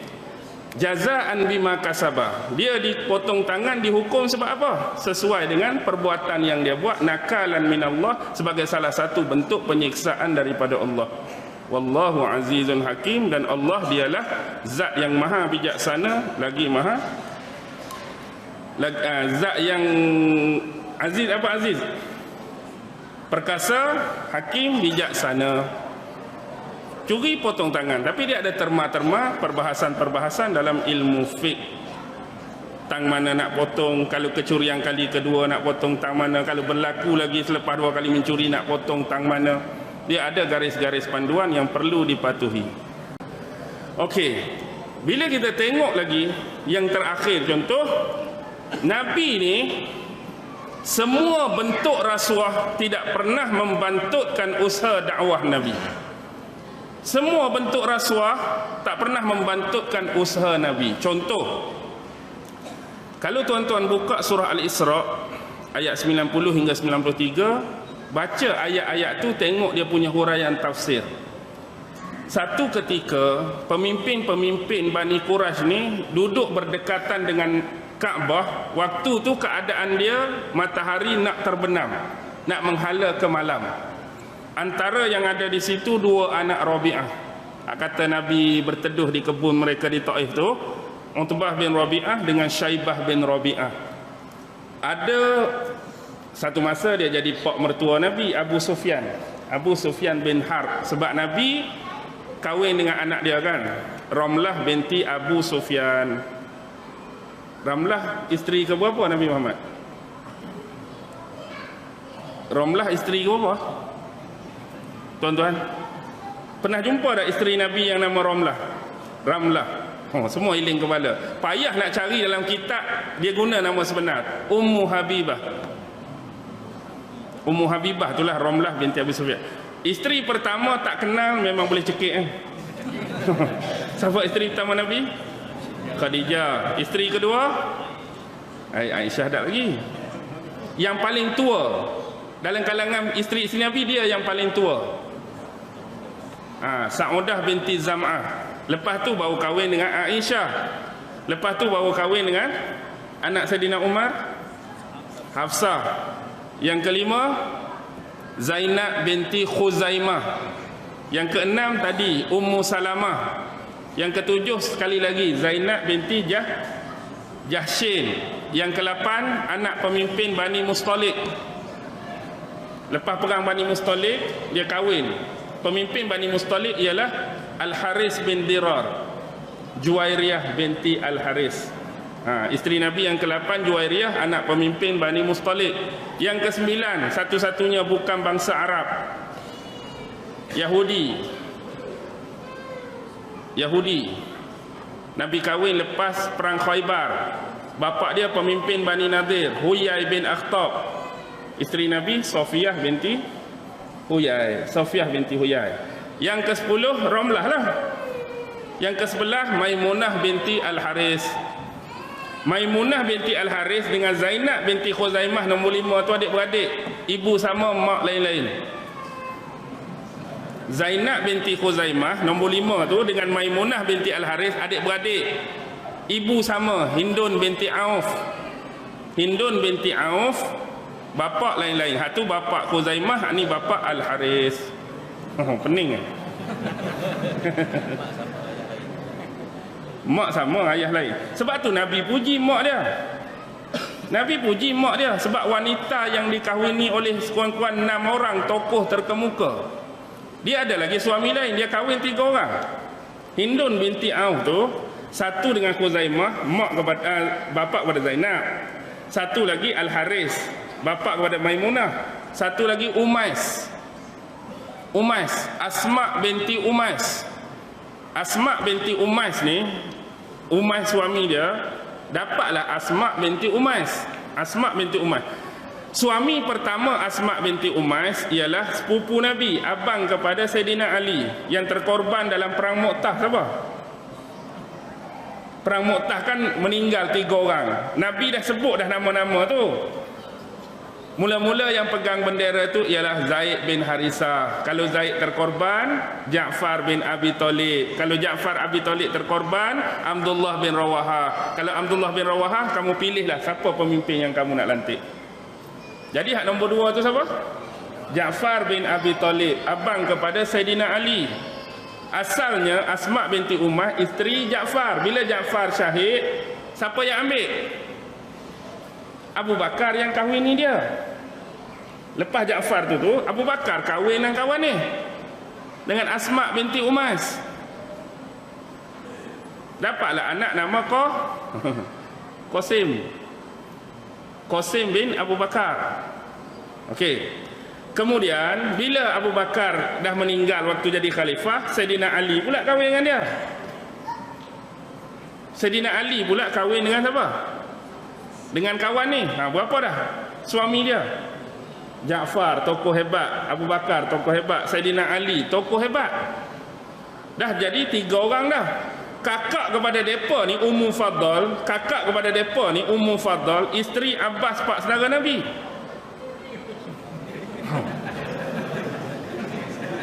Anak Hindun tu juga tadi hak kahwin 3 orang tu, anak dia tu nama ada seorang Ummu Faddal, isteri kepada Abbas pak saudara Nabi. Dah tadi 3 orang sahabat dah kahwin, tokoh yang ke-6 siapa? Tokoh yang ke-4 pak saudara Nabi. Lepas tu Nabi pula tokoh yang ke-5 ambil 2 anak dia. Lepas tu tokoh yang ke-6 siapa? Adik kepada Salma tu Arwah binti Umayyah, tu bini pak saudara dia Hamzah. Adik pada kawan tu bini Hamzah, pak saudara Nabi. Itulah Nabi kata Hindun binti Auf ni seorang ibu yang hebat. Anak-anak dia dikahwini oleh sekuan-kuan 6 tokoh hebat. Panjang cerita dia tak? Pening ah. Bendanya simple, cuma kita malah nak mencari. Kita duk anggap bila cerita pasal sahabat ni seolah-olah dia jauh kan. Ni sahabat ni padahal kadang-kadang tu sepupu. Hak ni anak saudara, hak ni lipat kau ni, hak ni lipat kau ni. Contoh hak paling pening selalu kita sebut macam Zubair kan. Zubair bin Awam ni salah seorang sahabat Nabi lah yang dijamin masuk syurga. Zubair dengan Nabi apa hubungan? Zubair bin Awam dengan Nabi apa hubungan?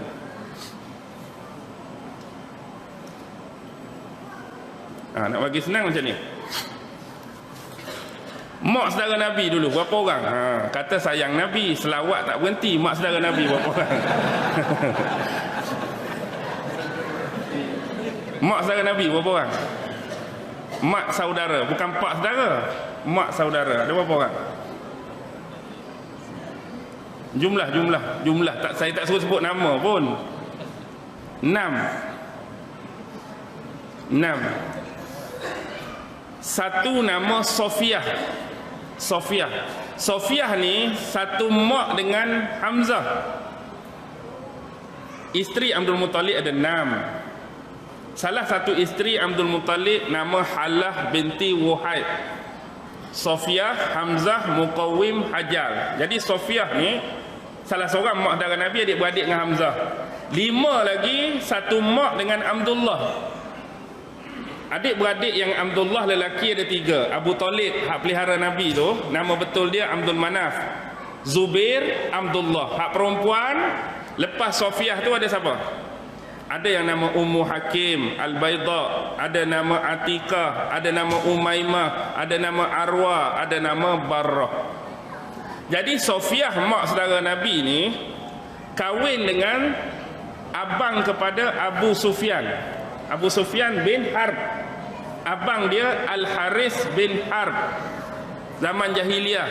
Kahwin dengan Al-Haris, Al-Haris meninggal. Meninggal Al-Haris. Dia pun kahwin suami yang kedua dengan Awam. Sofiah kahwin dengan Awam, dapat Zubair bin Awam. Apa hubungan Nabi dengan Zubair? Sofiah mak saudara, kahwin dengan Awam, dapat Zubair bin Awam. Apa hubungan Zubair dengan Nabi? Sepupu Nabi lah. Zubair tu sepupu Nabi, anak mak saudara Nabi. Zubair juga boleh jadi anak saudara Nabi. Kok mana jadi? Agak-agak kok mana Zubair nak jadi anak saudara Nabi? Nabi anak yatim, mak tak ada, mak tak ada. Bapa tak ada, mak tak ada, kakak tak ada, abang tak ada, adik tak ada. Macam mana Zubair boleh jadi anak saudara Nabi? Biasa anak saudara ni anak abang ke, anak kakak ke, anak adik-beradik kita. Dah Nabi orang je, tiba-tiba Zubair yang jadi sepupu tadi, Zubair juga boleh jadi anak saudara. Kok mana? Bapak Zubair tadi siapa bapak Zubair? Awam. Awam tu siapa? Awam tu ialah Awam bin Khuwailid, abang kepada isteri Nabi Khadijah binti Khuwailid. Awam bin Khuwailid abang kepada Khadijah binti Khuwailid. Bila Zubair tu anak Awam, dia anak saudara Khadijah. Khadijah kahwin dengan Nabi, jadilah anak saudara sabit Nabi juga. Tadi sepupu, dia jadi anak saudara sabit. Zubair juga boleh jadi biras Nabi. Sebab Zubair bin Awam suami kepada Asma binti Abu Bakar. Nabi kahwin dengan adik dia Aisyah binti Abu Bakar. Zubair tu suami Asma. Asma tu kakak Aisyah. Nabi kahwin dengan Aisyah, dia jadi biras. Sekaligus boleh juga kata abang ipar. Dari satu sudut lah, sebab Asma tu kakak. Jadi apa hubungan Rasulullah dengan Awam? Dah Khadijah tu adik, Awam tu abang. Awam tu jadi apa? Abang ipar Nabi. Dalam masa yang sama pak saudara Nabi, dah dia suami mak saudara Nabi. Awam tu abang ipar Nabi, sebab Khadijah tu adik. Sedangkan Awam ni kahwin dengan Sofiah, mak saudara. Satu abang ipar, satu pak saudara pula. Pening ke tak pening? Pening ya tak? Bendanya senang je, tapi dia jadi 69 punya family lah. Simple. Sebenarnya ringkas-ringkas kalau kita seronok tuan-tuan belajar bab. Padahal kalau orang tanya ustaz salah silap berapa orang, tak ingat-ingat pun kita. Kita ingat Nabi je. Betul, seronok. Kita boleh tahu sahabat ni bani mana, hubungan dengan Nabi apa semua. Yang penting kita kembali semula. Tu biarlah kan, kita belajar lain kali pula. Panggillah sekali lagi. Kita belajar bab salah silap sungguh-sungguh. Okey. Tiada kompromi Nabi, kita dah selesai. Kita nak tengok hak last ni. Situ juga sebenarnya keluar Abu Sufyan. Jadi nak keluar cerita tu. Ada lagi lah Abul Buhturi daripada Bani Asad. Kemudian adanya siapa tadi, pak saudara Saidina Umar, Abu Jahal daripada Bani Makhzum. Ada Nabih dengan Munabih anak Hajjaj dari Sahmi. Ada Umayyah bin Khalaf tuan kepada Bilal daripada Bani Jumah. Ramai. Mereka jemput seorang utusan, panggil Nabi, dan mereka buat penawaran pada Nabi. Janji Nabi nak berhenti berdakwah. Apa yang pernah mereka tawarkan pada Nabi dalam sejarah? Nombor satu, mereka tawarkan harta kekayaan. Muhammad, kalaulah kamu berdakwah ni lebih kurang nak jadi kaya lah, nak harta, kamu berdakwah ni nak kaya, nak harta, kami akan kumpul sedikit seorang, aku bagi sikit, dia ni bagi sikit, dia ni bagi sikit, ambil harta ni bagi kat kamu, yang menyebabkan dalam ramai-ramai ni kamu jadi hak paling kaya. Kami bagi kat kamu harta sikit-sikit, kami kutip ni, dengan kamu dapat tu, kamu paling kaya antara kami. Syarat dia berhenti berdakwah. Nabi terima ke Nabi tolak? Bukan Nabi berdakwah nak benda ni, tolak tepi. Tak mau. Yang pertama mereka tawarkan jawatan. Adakah kerana kamu berdakwah ni kamu nakkan kepimpinan, populariti, kami nak jadi pemimpin di kalangan kami? Boleh, kami akan lantik kamu jadi ketua, jadi pemimpin. Syarat dia berhenti berdakwah.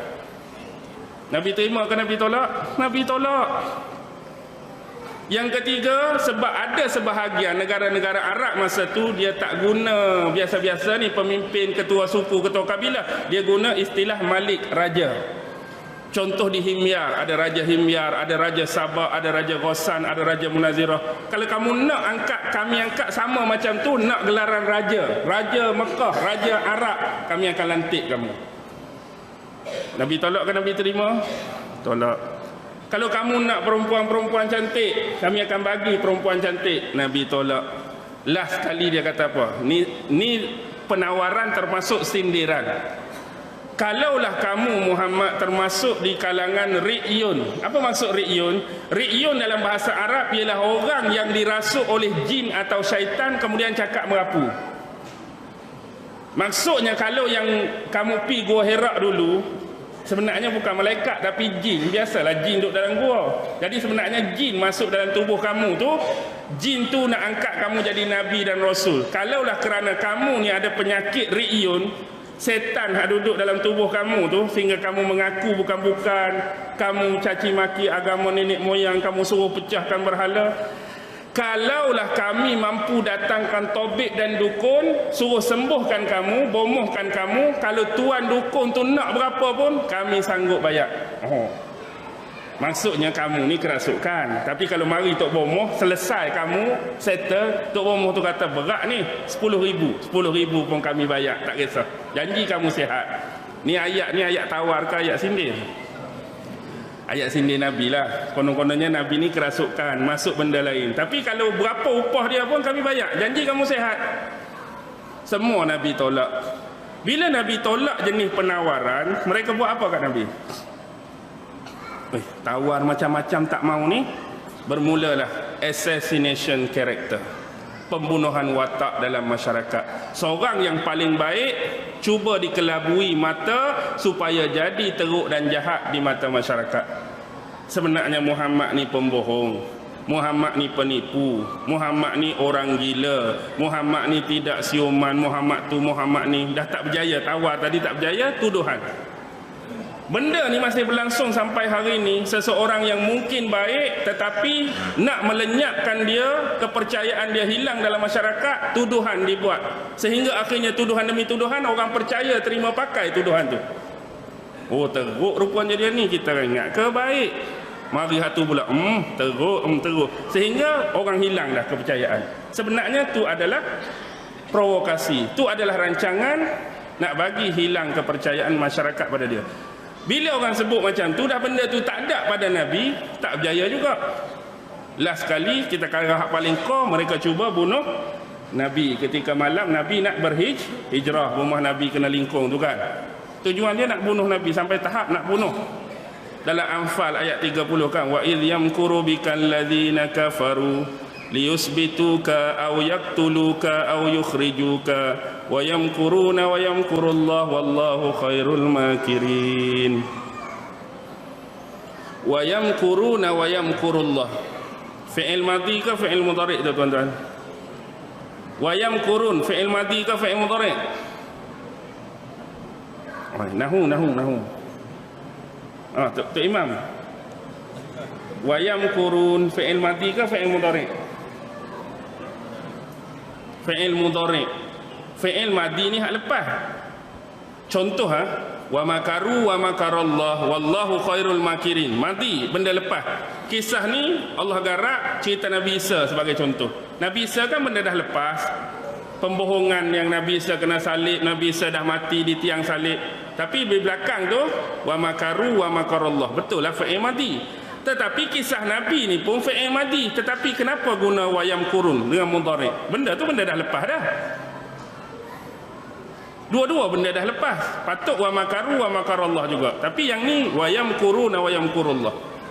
Sebab fi'il madhi semua Allah sebut fi'il mudhari' tu. Liyusbituka mudhari'. Yuqtuluka mudhari'. Yukhrijuka mudhari'. Nak bagi tahu dekat kita apa yang dialami oleh Rasulullah akan turut dialami dan dirasai oleh orang yang mengikuti perjuangan berlandaskan apa yang dibawa oleh baginda.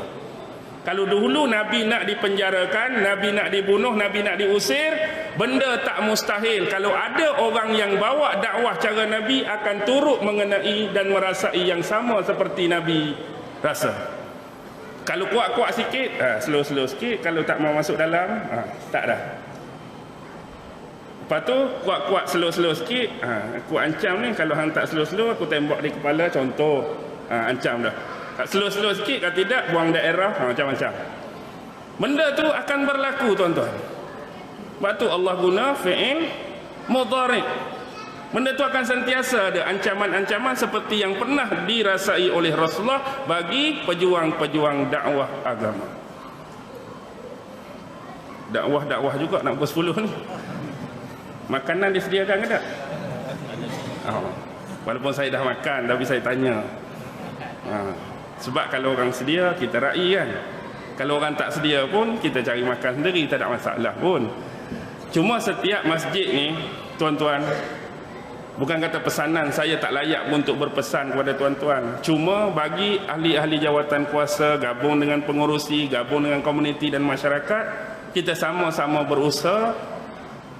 Perkara paling penting ialah kita nak create program-program yang boleh ajak masyarakat tu mendekati masjid. Fikirlah apa-apa pun. Kita kata, apa program kita nak buat, apa aktiviti kita nak buat, tarik anak-anak muda, tarik orang-orang perempuan, tarik orang-orang tua, yang mana bila datang ke masjid, buat program dan aktiviti ni, mereka rasa seronok. Hati mereka tu terikat, hati mereka terpaut dengan masjid.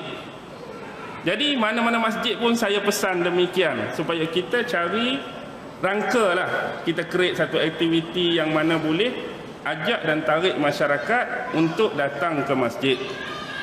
Apapun yang baik tetap datang daripada Allah. Yang lemah, yang kurang, yang sentiasa tersilap dan tersalah, yang sentiasa tak kena, tak ada orang lain, diri saya sendiri. Wabillahi taufiq wal hidayah. Wassalamualaikum warahmatullahi taala wabarakatuh.